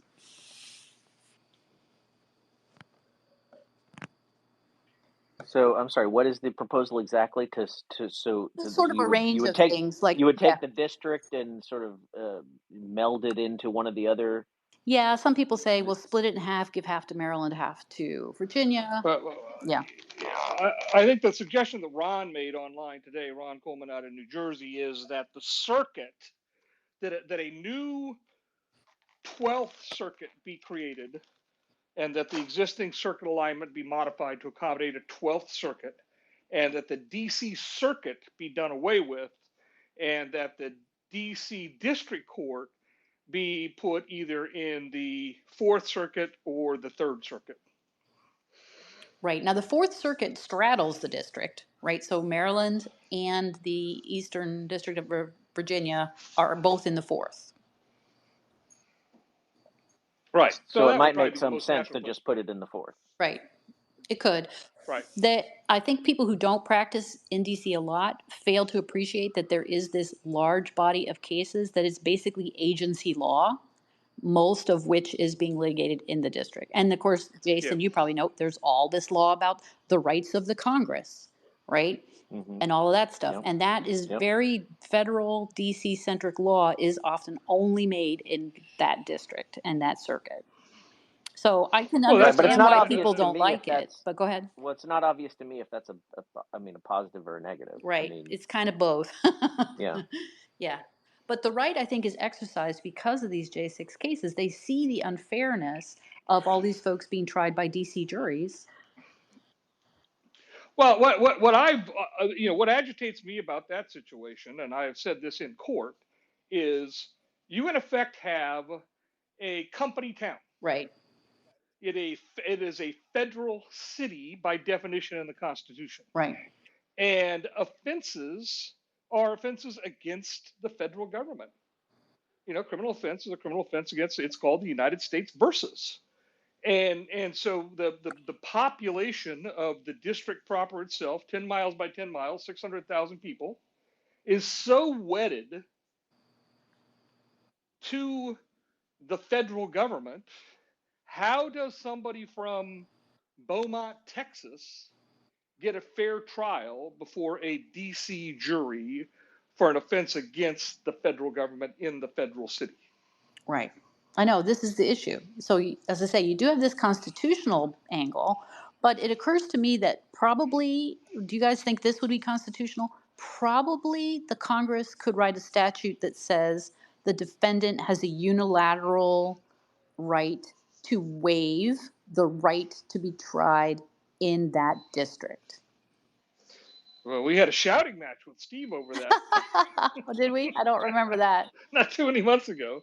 I might have been at dinner when we talked about yes. You create a circumstance where, if all the witnesses to the crime that occurred in DC are in DC, now you have created one of the reasons why you have a venue requirement, which is so that the people who are the witnesses or the victims don't have to haul their asses to some other place in the country. Hither, thither, and yon.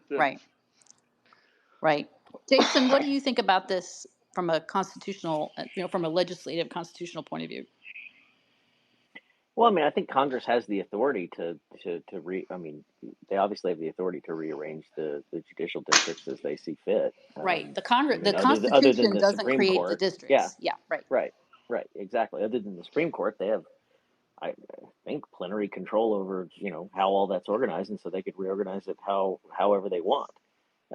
So are we talking about I haven't seen Ron Coleman's tweet or what he was proposing, but I mean, so we're talking about eliminating a set number. So we would reduce the total number of judges, or would there be an increase in the number of judges, of appellate judges, to compensate for the ones you're getting rid of in the federal circuit? No, there would be a new circuit created, so presumably you would have the same number of judges. Okay. But what it would require is much like when the 11th Circuit was created, Mm-hmm. and was carved out of what was then the 5th Circuit, I think. Yes. Where would this new circuit go, and what states might be involved? I could see putting it in the Mid-Atlantic, pushing the 4th Circuit down a little bit, pushing the 3rd Circuit up a little bit, and covering at least one of the Pennsylvania circuits and Delaware and Maryland. So would you be creating a whole? I'm just thinking in terms of how it would play press-wise. Like, would you be creating a whole?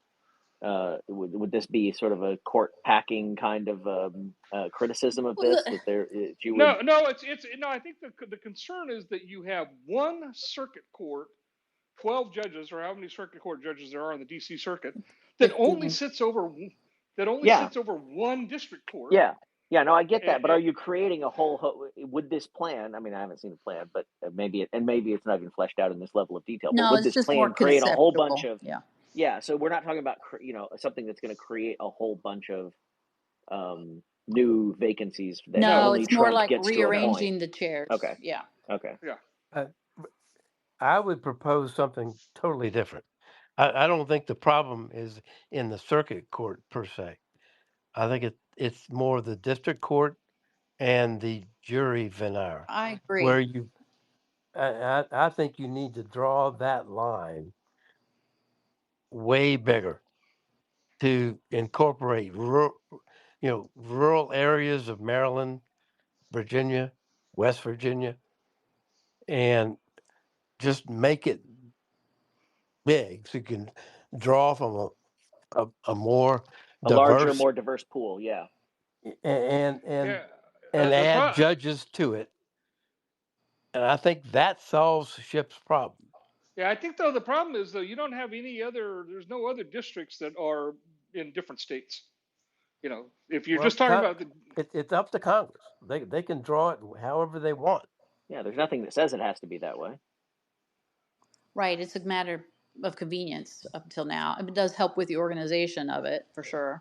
Well, and I guess there's really no way to avoid it if you're incorporating the District of Columbia into some other state circuit. Right. Whether you put it in the Eastern District of Virginia, or you put it in the District of Maryland, or you put it in the Eastern District of West Virginia, you're still going to be putting the District of Columbia in some other state.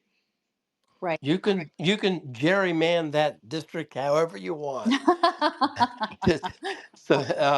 But just make it bigger so that it's more diverse. Just include West Virginia. That's all you need. Just draw it all the way out to West Virginia. We're again going down some real rabbit holes for lawyers here. The problem you're going to create there, the larger you make it, the more likely you're going to create a circumstance where they just want to have a courthouse in the district.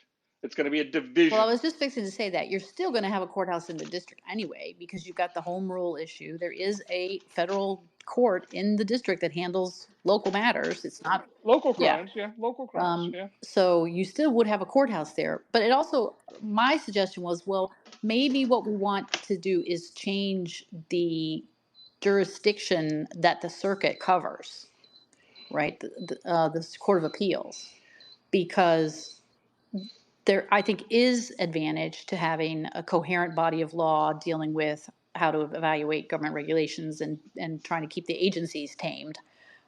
So I think I think Ron's suggestion there was to essentially take what is either the federal circuit and have the federal circuit do that kind of stuff. Right. Have, whether it be employment law with the federal government or APA, have a specialized court that Right. handles only those issues. And I was pointing out there already are two such courts. Right. So, yeah. So, okay. So that's an interesting question. I Well, like that idea, Chip, because I've been in the federal circuit in a patent case, and it's amazing how specialized and the knowledge they obtain if they are, focused on a certain area of the law. right. So, Jason, I'm forwarding this to you so you can take a look at Ron, not for tonight, but at your leisure, take a look at what Ron's talking about. Well, let's talk about Jack Smith real quick because Yeah. I've only got a little bit more time left. Okay. Yeah. Okay. Well, I was going to move to that, which is the folks want to know what's going to happen with the former, now soon to be re-inaugurated president's criminal cases, of which there are 4, as we know. So it was reported today that Bill Barr called on not just the federal government, but the 2 states to basically dismiss those cases, sort of a la Jerry Ford, let's just put this behind us and move on, uh, and just be done with it and let Trump govern. And it was also reported that Smith's office, this was reported in several different mainstream outlets, Smith's office is looking into how to wind them down because of the Office of Legal Counsel opinion that a sitting president cannot be prosecuted. But the office itself declined to provide any official answer. So, what do we think is going to happen? Well, I think by Friday you might see a motion to dismiss the appeal in the 11th Circuit and a motion to dismiss in D.C. I've seen people say online that Smith said they've already done that, but I couldn't find that, and I found the same news reporting you did. But there was one that's the way it was written seemed to suggest that the special counsel's office did acknowledge the DOJ policy that a Yeah. sitting president could not be prosecuted. Yeah, they As sort of referred the journalist, I think it was Epoch Times, they referred him to that memo. Yeah, so that's sort of a pregnant way of saying this is probably where we're going. There are 2 options given that policy. One is to dismiss, the other is to stay. And I'm not sure which Smith will pick or Merrick Garland will pick. But I would like to see, Oh, you mean between now and January 20? yes, I would like to see the New York case and the Georgia case brought into the same discussions. You mean and get like a global resolution is what defense lawyers would call it. Correct. All the cases. Well, did you guys see Letitia James's little press conference today? She's not Alvin Bragg, but she doesn't seem all that interested in standing down on her cases. So She's only got one, and it's about to come rocketing back to her from the appeals court. Right, yeah, it is. So, well, legally, the federal government can't control those 2. King, I think you're right. It would be better if they everybody did the same thing and did the right thing here, which is what Bill Barr is saying. But I disagree on that. I think federal law preempts. I don't think a state can subject a sitting president or even a president in transition to criminal liability. all right, that's fascinating. So, if you're Trump's lawyer, are you going to tell him he doesn't have to show up in Judge Marchand's courtroom next week? I would not tell a client to do that, but I would be filing motions to stay the case at a Right. minimum. Yeah, I'd be in a Southern District of New York courtroom, ordering or asking for a federal court order To direct staying that prosecution Ex- on supremacy grounds. Exactly. Well, they have a better argument there about on supremacy and preemption. But let's just assume that doesn't happen. What do we think Judge Marchand will do? Now, he's still got the immunity stuff to rule on. He could rule on that, and then the Trump people are going to appeal it, and then it's off his docket, I guess. But do you think there's any possibility that he will just say, look, we're just not going to do anything with this. You guys come back in 2029? I mean, I'm not sure what I would do if I were him. What do you guys think? I'm not sure if I was a sitting trial court judge in New York, I would be telling Donald Trump, who's about to be president, that I'll see you again in 2029 because there's an awful lot that could be done to me in those 4 years. And by the way, I'm going to put you on probation when that happens, but I'm not going to do it right now. So one move Marchand could do is go ahead, have his hearing, say, I'm ruling on all this immunity stuff XYZ way, and I'm holding the sentencing, and I'm putting you on probation, and thank you very much, goodbye.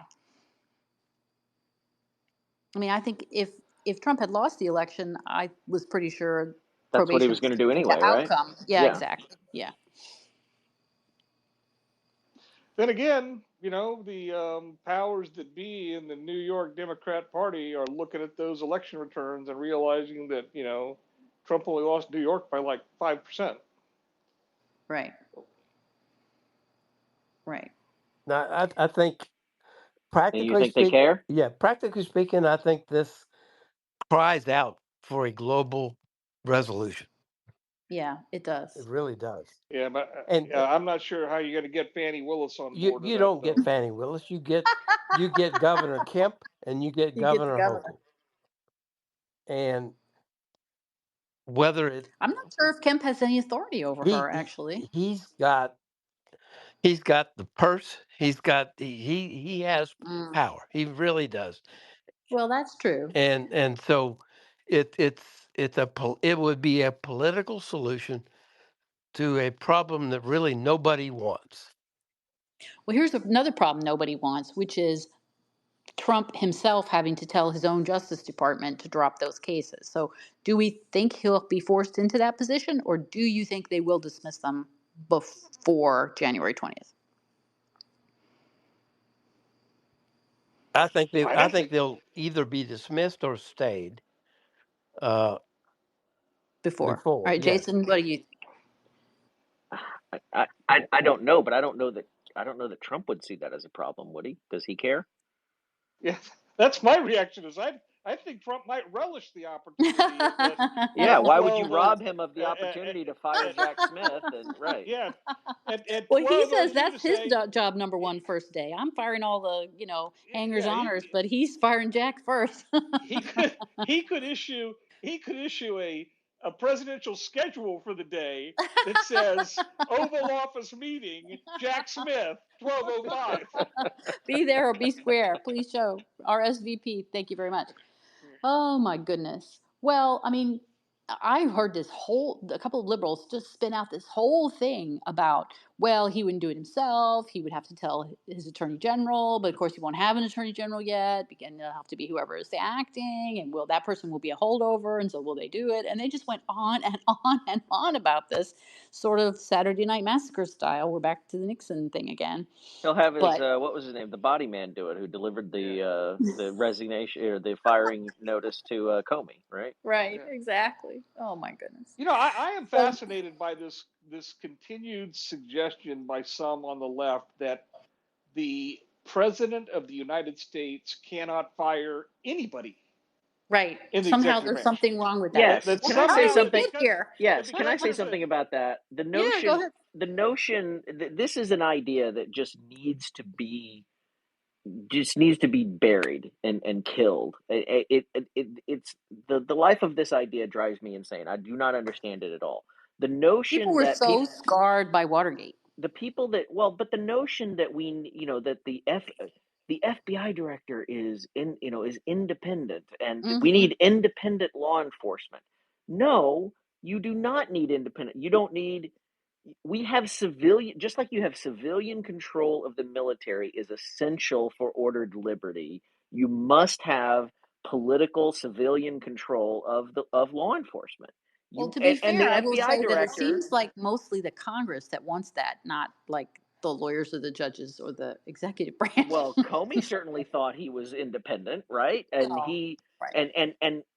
basically most FBI directors have considered it that way. They think, well, once they get confirmed by the Senate, that they're somehow a free-floating entity that doesn't have to report to the DAG, but I they mean, there's a report to the kernel of DAG truth. on the Yeah, org chart. yeah. They have There's a a boss. kernel. They do. There's a kernel of truth there, right? Which is that we don't want the president weaponizing the government. That's what we're all objecting to go after their political, enemies and so forth, right? So there's that. But it's like they've taken that and gone way too far with it. But they're not they have no Yeah. authority on their own. They're not Right. free-floating entities. They have to be accountable to the politically elected branches of government and the politically elected, and in the executive branch, there's only two. There's the president and the vice president, and Right. then there's his political appointees. As I said, it's 4,000 versus 3 million, right? Right. And then you have Congress. So, but the ones that are politically accountable, they have to have oversight and ultimate control. One person's political interference is another person's public accountability. Right. Well, we've done this to ourselves by creating all of these boards, like quasi independent and halfway this and halfway that. We Right, have. but the FBI is not one of those. I agree with you about that. Yeah. So, okay, this takes me to another question, which is the current president, which no one seems to remember that Joe Biden is still the sitting president of the United States. But let's talk about him for a second. Do we think that he will pardon either his son or the former president before he leaves office on January 20? And on this point, I will say Margot Cleveland couldn't be with us tonight, but she wanted me to pass along to people. Her view is that Biden can and should pardon both of them. Again, sort of a following Jerry Ford's footsteps. Let's all just move on, get it over with. So I throw this open for debate. Will he? Won't he? One? Both? What do we think? I have no idea. I mean, they've said definitively in every way possible that not only there would be no pardon for Hunter, right, but that there would be no commutation either. Um, Well, that was so the story for a while, and then they said maybe after he got pushed out.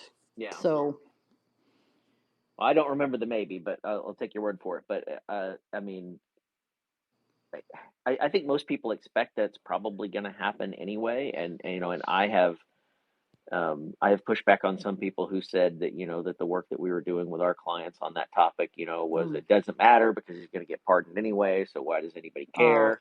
And my response to that was always, well, it does matter because he it should does. have to. He should have to. Right. He shouldn't have people under him. Be able to make it look like it was a normal process, and he should have to step in and put his thumb on the scale for his son if that's what he Right. chooses to If do. that's what he He wants to does do. have the Right. power to do that, and if he wants to do it, he should do it. But it should be very clear to everybody that that's what's happening.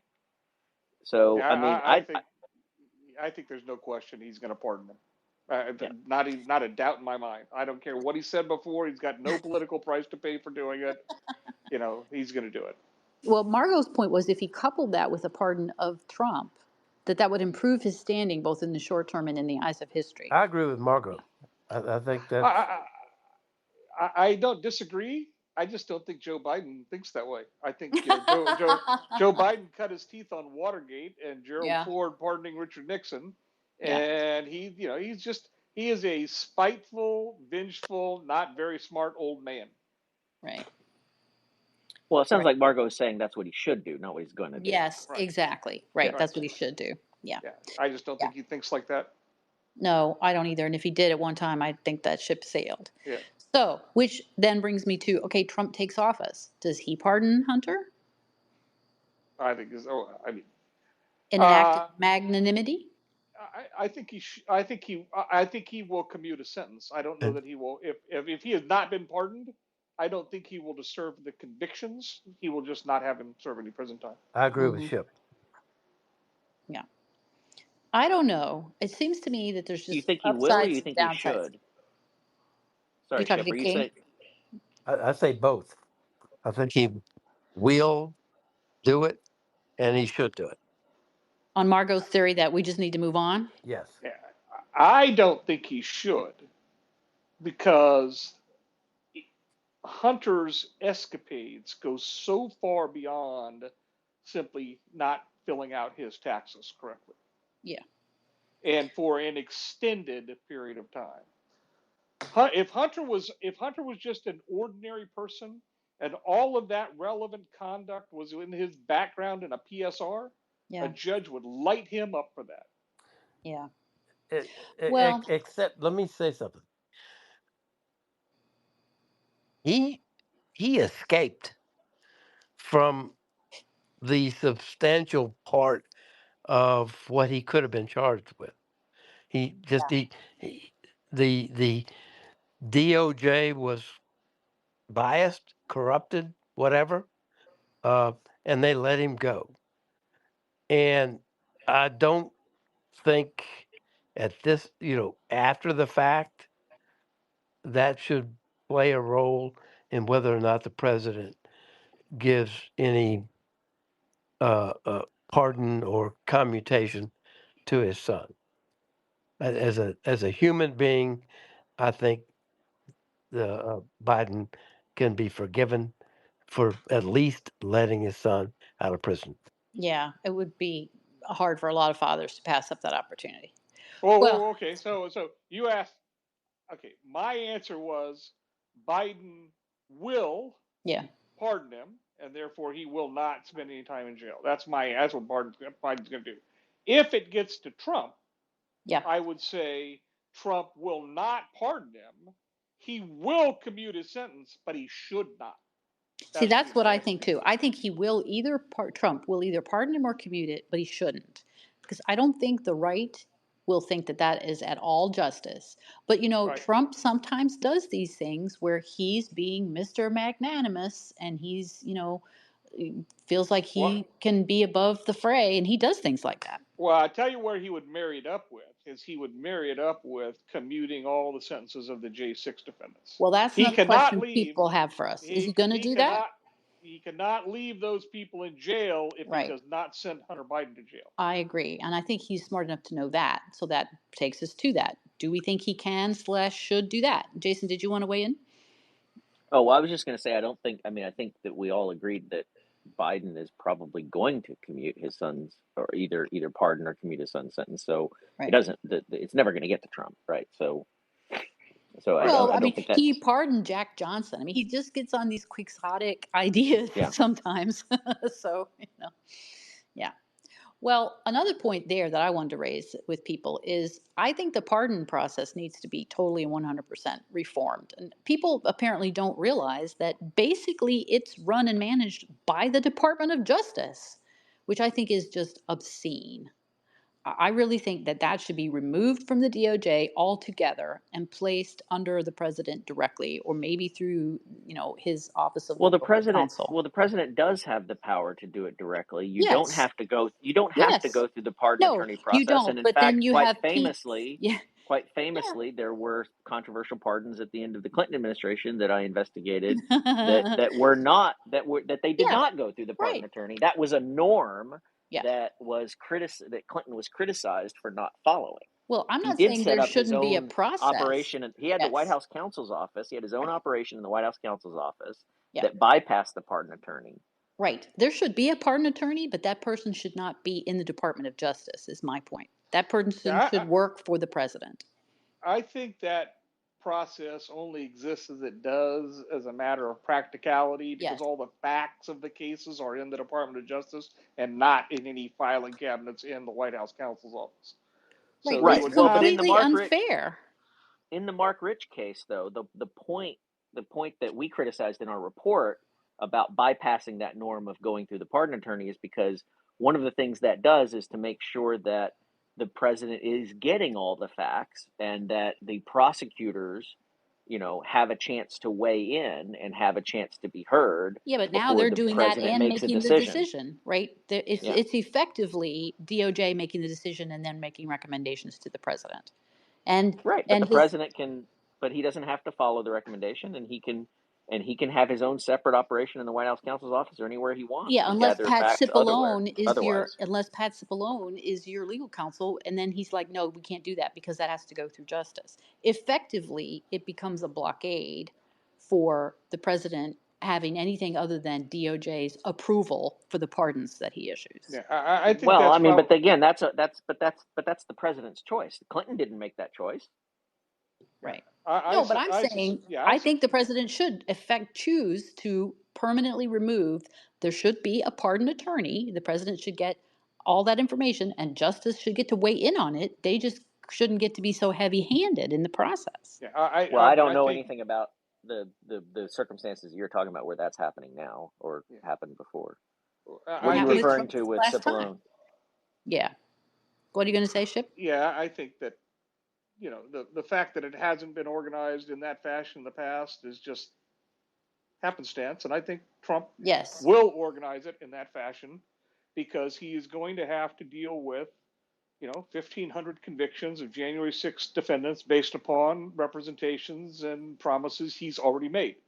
And Right. I do not think that is going to operate very well if it's over in the Department of Justice that was Yeah, no so kidding. What are they vehement. going to say? Yeah, yeah. So, Let's so, all just wonder what they're going to say so, about that. so I suspect, I don't have any specific information, but I suspect that there will be a team of, a handful of lawyers as part of the transition who will begin to organize the process, gather the information, and I suspect it will be handled out of the White House counsel's office over the first, 60 days. Right. I think And I Right, think and that's it's pretty good. perfectly, yeah, there's nothing wrong with that. yes, That's I perfectly I think agree. right. He needs a process, Yeah. but right now it's basically the people who you as the defense lawyer are saying, horribly abused your clients. They're also the ones that get to decide whether your case gets through the right. hurdles. And that's why I don't Okay. think I don't. That's why I think that the process will be explicitly set up to be outside of justice, and then that may become the new template. Right. It remains outside of justice. Well, but the White House counsel's office can control. I mean, they need to manage and supervise the pardon attorney, and they are capable of doing that. And I saw them do that in the Clinton examples. I mean, they Right. did that. Yeah. They made sure that the Cheryl Mills and all those folks. I mean, they made sure that the Yeah. pardon attorney, did things according to their priorities. That's what Right. Republicans seem to, have a hard time doing. Right. Right. Exactly. It's just gotten calcified into the DOJ, I think is really the problem. Um, so, okay, well, let's see. Do we think that they will withdraw the 11th Circuit appeal of Judge Cannon's ruling that Smith wasn't properly appointed? Now, that's easier to do in the Court of Appeals, right, than to dismiss in the trial court. Well, the curiosity there is, will the Trump administration Want to push that issue? want to push that issue to create Right. a split with the DC Circuit and then see if SCOTUS will resolve it, Right. so that question There's an is answer. resolved going forward.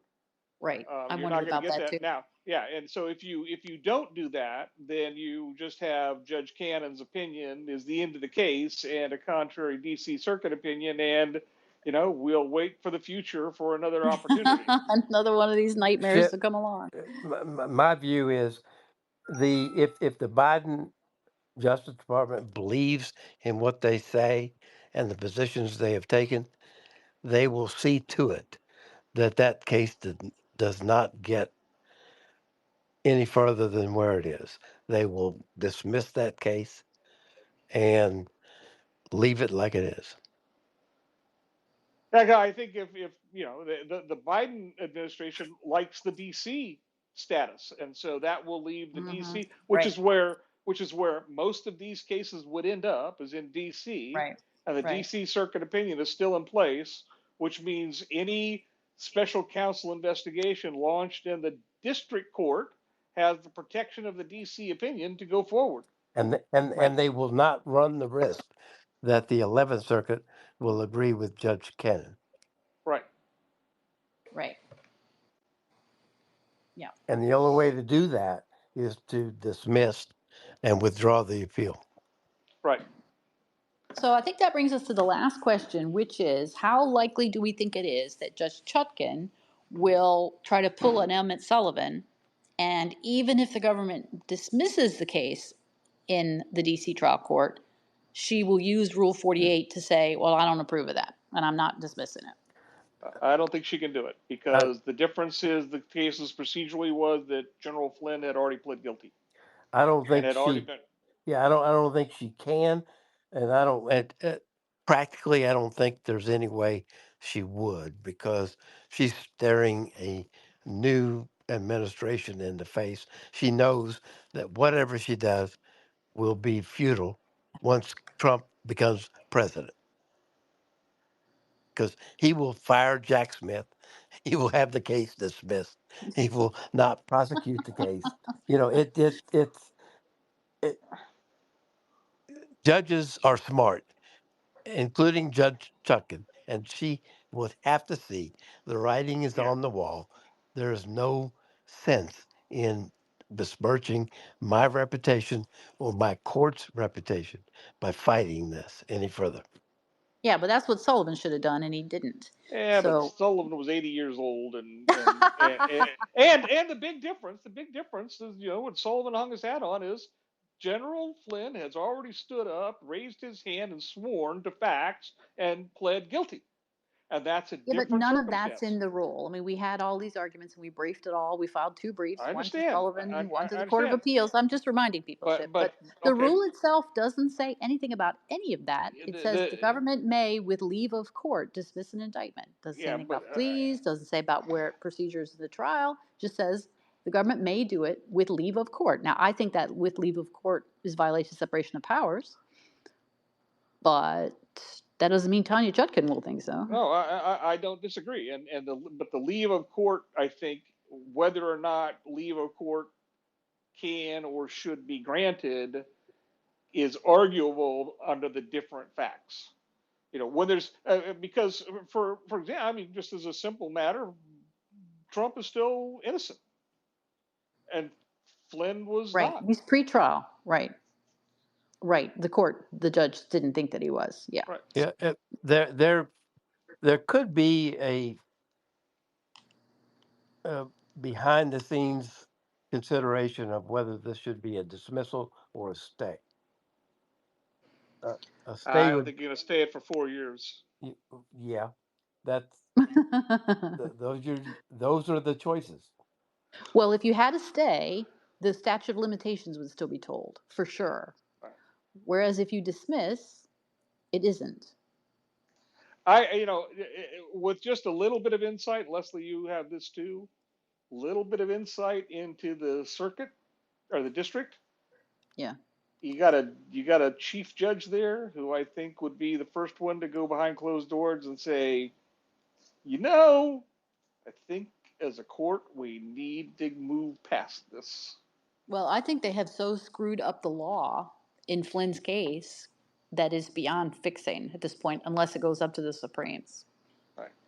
So they should not want to touch this with a 10-foot pole. But the question still remains whether Tanya Chutkan will be offended by this and decide to do what Judge Sullivan did. So I guess we'll find out.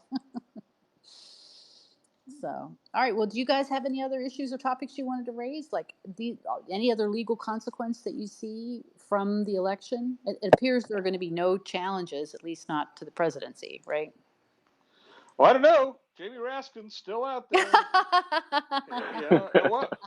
It is not. Those cases in California, those streets in California have not been called yet, and some of those are thin. Now, it looks like the GOP did pick up a couple of House seats that were not altogether expected. I don't think they lost any that they didn't expect to lose. They lost that seat, the new seat in Alabama. They lost the new seat in Louisiana. Yeah. They picked up 3 seats in North Carolina based on redistricting. It looks like all those thin New York seats that they held, it looks like they're going to hold on. Or did they lose George Santos' seat? But they'd already lost that. They lost that in a special. It's like 2 and 2 in New York. It looks to me like. Yeah. Well, I'm sorry. Go ahead, Chip. Go ahead, Jason. I was just going to say on the issue of sort of how individual cases can be justice can be done in some individual cases, possibly because of the election. On the NatSec side, I heard JD Vance saying that they were going to be looking at the security clearances of some of the some of the 51 former intelligence officials all still have security clearances, and he was talking about he thought that they had the authority to revoke those, and they should look at that. And having several clients who have had security clearances revoked on on these vague guidelines. I will say that, the same vagueness and arbitrariness in the process that allows them to abuse it in ways that that has harmed my clients, also means that, they have the authority to, um, uh, they probably do have the authority to do that, right? Oh, definitely they do, because Yeah, you're not even talking about like for any kind of drug or misconduct, but simply right. need to know. Yeah. So, Well, you could do it on that basis, absolutely. But the converse is true too. I mean, the same discretion, the same broad discretion and arbitrariness that allows them to allow the previous administration to do what it did to our clients would allow the new administration to come in and fix it for our clients, right? right, They exactly. should absolutely be able to do that, and someone. I hope someone is put in charge of doing justice in those cases. I hope for Carter too, because his case is still on appeal. They Yeah. paid money to Peter Strzok and Lisa Page, but they didn't even offer any money to Carter. Hmm. So, there's no reason why they couldn't put a hold on that case and do the right thing by him. And if they Yeah. have any sense, they Well, will. and they paid money to one of our clients who had his clearance wrongfully taken and suspended and so forth. They gave his clearance back and gave him back pay. But we have other clients who that hasn't been fixed for. Right. So Yeah, all of that should be relatively simple, because all it requires is that the attorney general the assistant attorney general for the civil division say, we're waiving the statute, This is and what we're we're doing. and we're Right. entering into a settlement agreement. Right. yeah, Exactly. And if they want to try to put some accountability, because you can't go back and fix what they did to Carter or to some of your clients, Jason. It's not right, possible to, right, unless until someone invents the time machine, that's not right, happening. right. So, but there's still some things that could be done to make things more right. And I am hopeful that they will. Although, I guess I'll look into, how can we bring that to the right person's attention? Not that I represent Carter anymore because I retired, as people know, but Right. still, somebody should be paying attention to things like that. Yes. And I think that would go a long way. I mean, I can guarantee you that there's going to be a lot of criticism from people probably 4 to 6 months into the administration when things aren't Hmm. moving as quickly as people think they ought to move. And I Right. think to inoculate themselves against that, the administration would be wise to, literally assign somebody, put someone in charge Right. of going in some of I these high agree. profile cases like ours, go and make them right. Go and do and Right. make them right. And people want to see results. They want to see Right. accountability, and they want to And see then people we made can move whole. on actually. Right. Exactly. Yeah. Exactly. Right. It's called special counsel to the attorney general. Yeah. That's the office. Right. Right. Well, at least it's not going to be called, what is it? The thing they've got for Elon, I Doge. nominate Leslie. I would be good at that, actually. Not that I'm trying to get a job with the administration, but Oh, I'm sure you because could knock heads. yes, right, and get to the bottom of it, and be like, look, I don't care about all your procedural issues. This is what we need to do to make this right. And in every other case, when you want to do something, you make the ducks line up. So, what is your problem exactly? You know what? The simple job to give Elon is the same job that John Donilon has for Biden, and that's just senior counsel to the president. Right. Like, The whatever, guy who fixes the stuff that needs yeah, fixing. whatever Trump wants him to do. Right. Broad remit, roving authority. Right. Exactly. Yeah. Well, okay. If nobody has anything else, we've been going now for 2 hours, although I did not expect that diversion into the Russia hoax, you guys. Yeah. We should Well, have I still another. don't We should have. understand what Ship was trying to say, but I'll have to go re-listen to it. Well, he sometimes gets hung up on how things are supposed to be and how they are in 99% of the cases, right? And he's not wrong, right? He's not wrong. But, I read that FISA warrant 50 million times. And even before I got Carter's case, I was saying online, I've read government pleadings before, and there's 5 or 6 things in here once the FISA warrant applications were put out in the public. Um, these are lies, right? Yeah, You're it not was supposed to so be telling intellectually lies, dishonest. Yeah, right? intellectually and in all other ways dishonest. Yeah. Yeah, Right, exactly. but the point is that Steele is reliable as long as he's accurately repeating the lies. That's the. Right. I'm not Exactly. defending that. I'm not defending that. Right. That is actually the standard that the FBI uses in intelligence matters. Is we got this information, we are accurately stating it. We do not know if it's true or not. Right. Right, But you but there know, were lots of but there were lots of facts under that were twisted and misrepresented to the court in material ways. Let me put it another way.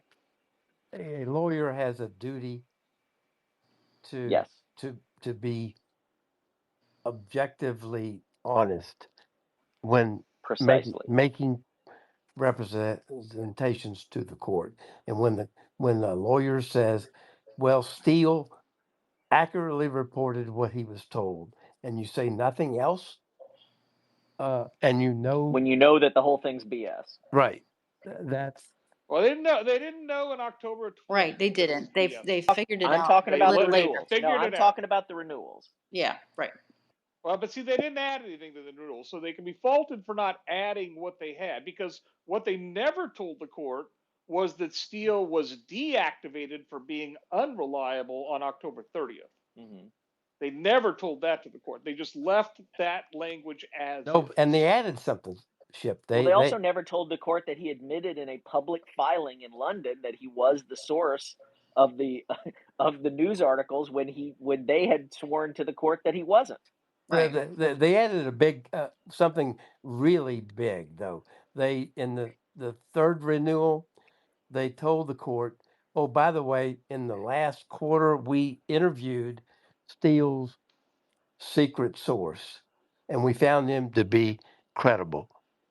And without going further, saying credible in telling us that it's all BS. Right. And Yes, Exactly. and that's too Exactly. cute by half. Right. That's too It cute is. by half, Exactly. and it's a lie by But omission. Right. Exactly. They absolutely did that, but and I'm not defending that. They absolutely did that. They said he told us the truth about all the lies. Right. Exactly. But that was clear as fucking And- mud if you were the judge reading that but- affidavit. But Precisely. by that time, that's April of 2017. By that time, they were already all in on the idea that there was Russian infiltration in the Trump campaign, and they just needed more time to find it. Right. Which really was the whole point all along. Yes. Was Well, that, hope is not a strategy. Yes. Well, certainly not probable cause. I'm not sure they were all in. I think they knew it was made up. I think they had figured out where we go is where Watergate went. It's going to be a cover-up case. We're going to get rid of. No, that didn't start until after Mueller came in. It started May 2017. They were talking May 17th, 2017 is the day Mueller was appointed. Comey Yep. was fired on the 15th. That's what I'm Yep. talking about. Yeah. So, but we're talking about the renewal in April, and I still think, as of April, and there are some reasons for it. I'd just tell one little quick story on this because it's, but my attitude is they were still digging through a pile of horse shit, certain that there was a pony at the bottom. Right. That they would find Right. it. But there's a story that's told by Horowitz that the original case agent who signed the first one, Right. Leslie, what was that guy's name? Was that Moffat? That's not Moffat. It's something like that. It's something like that, though. Okay, he rotates off the detail after the first renewal in January, and then the agent that takes his place calls him. They're getting ready for the April extension, and the agent that takes his place calls him 2 or 3 times, and he never returns the phone call. And he sends him an email, and the guy's back in New York. He was out of the New York field office. He never responds to the email. And an agent I know very well who did this work said that means something. That means that the first agent knows this is a tar baby, is not going to put anything in writing or anything that can be recorded. Basically, the agent said, in that circumstance, if I'm in that position and somebody's trying to get information from me, I tell them, meet me in the parking lot. and I'll answer your questions, but I am not putting anything in writing. So the first agent, by the second re-up, they had already interviewed Danchenko at that point, so he knew this is a burning bag of dog shit on the front porch, and I'm not going to jump Right. on it. It's just better we're not using his name, because we don't need. It's public. Yeah, It's but we public, just don't need to be, doing all that again. Yeah. Yeah. Right. But that right there is the tell that the agents that had started out working on it, and then that's the same time frame when the other agent that Durham uncovered and interviewed, who basically said this is a bunch of horse shit, and he told Mueller's people Yes. that. He told Mueller's Yes. people this is a bunch of horse shit. It's not going Right. anywhere. And Jeannie Rhee had a big deal with him. Yeah. That's in the same time frame. That's like June. Yeah. This April, May, June time frame is when the original agents, that was Flynn's case agent. This April, May, June time frame is when it was all coming apart, but that's when the Mueller people took over. Right. Right. And what they do in July, the end of July, they arrest knucklehead Italian boy. Well, who is that? George Papadopoulos. Greek. They arrest him at Dulles, coming back from the Middle East, and they sweat him to the point where ultimately later he makes a false statement, and they execute the search warrant the last weekend of July at Manafort's house and search warrant or storage. All of this happens within 3 or 4 days. If you know how it works, it's just reeks of desperation. Like you're just grasping at straws. Nothing came from any of it. Right. And they got the last re-up on Carter's FISA in late July as well. Right. And everything was a dry hole. So one thing that's never been clear to me, because this part was not redacted, is whether they were affirmatively telling the court that the prior warrants were productive, because the supposed to put it in there, right? The procedures didn't make it clear whether that was mandatory or not, and because of the redactions, you can't actually see did they or did they not make that representation to the court. But I bet they did. Yeah, well, in Title III you have to, but in a FISA warrant you don't. Right, exactly. So they didn't technically have to, but I would bet money that they did. Right, which couldn't possibly have been true. And it was in that late summer, early fall time frame. The decision was made. We're not re-upping Page's FISA went nowhere. Papadopoulos went nowhere. The agent said the General Flynn stuff was going nowhere. And Manafort, all they ended up doing with Manafort was building that old money laundering tax case. Isn't it crazy, Jason, that you were reading those warrant applications and I was reading them separately, and now here all this time later we're talking on Twitter? Yeah. So it was at that point. Crazy. It was at that point when the whole Russia thing was going nowhere. Right. And the Mueller people realized this is going nowhere. Right. It became an obstruction case. Right, as they are wont to do. Well, Comey walked in and told us in the first briefing. He told us that the Flynn thing was that they were not recommending prosecution of Flynn in like March or April of, I can't remember the exact day, but of 2017. And then after he, when he gets fired, all of a sudden, now it's, there was obstruction in the Flynn case. I was getting pressured by the president to go easy on Flynn. He had already told us, when he's saying that publicly to the Intelligence Committee, he had already told us in private, we don't there's think no Flynn intentionally lied. Yeah. Yeah, there's no there. Yeah. And I think part of that was that the one agent, I think I remember his name, but I won't say it. The one agent, that was a seasoned guy. He had 20 years. He knew what he was doing, and he was calling bullshit on it. But then, agents that were on the CI side, Peter Strzok, they were hot to do something. Well, they didn't have the background that the other guy had. Right. He was calling bullshit on it. Right. And so because they were more senior to him, the other guy was just a squad agent. But he had gone up the chain of command and said, because that's the guy that wrote the closing EC that never got signed. Right. I'm still shocked. I shouldn't be, but I still am somehow, that they sent those two guys over to talk to Flynn, like during the transition, precisely because then Flynn would be off his guard. I mean, it's just a complete Comey laughed violation of about it. Flynn's. I know it's such a violation of Flynn's rights. It's just that just still astonishes me that somehow that's something we can yuck it up about. Right. Okay. See, right there, that had that come to light right there, that would have been grounds for pulling Comey and anybody else in his command into the Oval Office and saying, "You guys are out of here." Right. Jason, have you ever read my article about that in the Federalist? Like, I think Flynn had his Garrity rights. Yeah, no, I haven't seen your article on that, but no, Not, it's I mean, an excellent point. Yeah. I mean, I wrote this years and years ago. Maybe technically they weren't at issue, but I think there's a good argument that they were. He was a government employee on that day. They Yeah. didn't give him any warnings at all. Huh. Yeah. So, but all right, we're going over the old ground again. So hopefully, we're not going to have this whole thing. There's not going to be another group of lawyers 5 years from now doing a podcast saying, well, and after Trump got elected in November of 2024, this and that and this started happening. And Yeah, I started thinking, that's not right.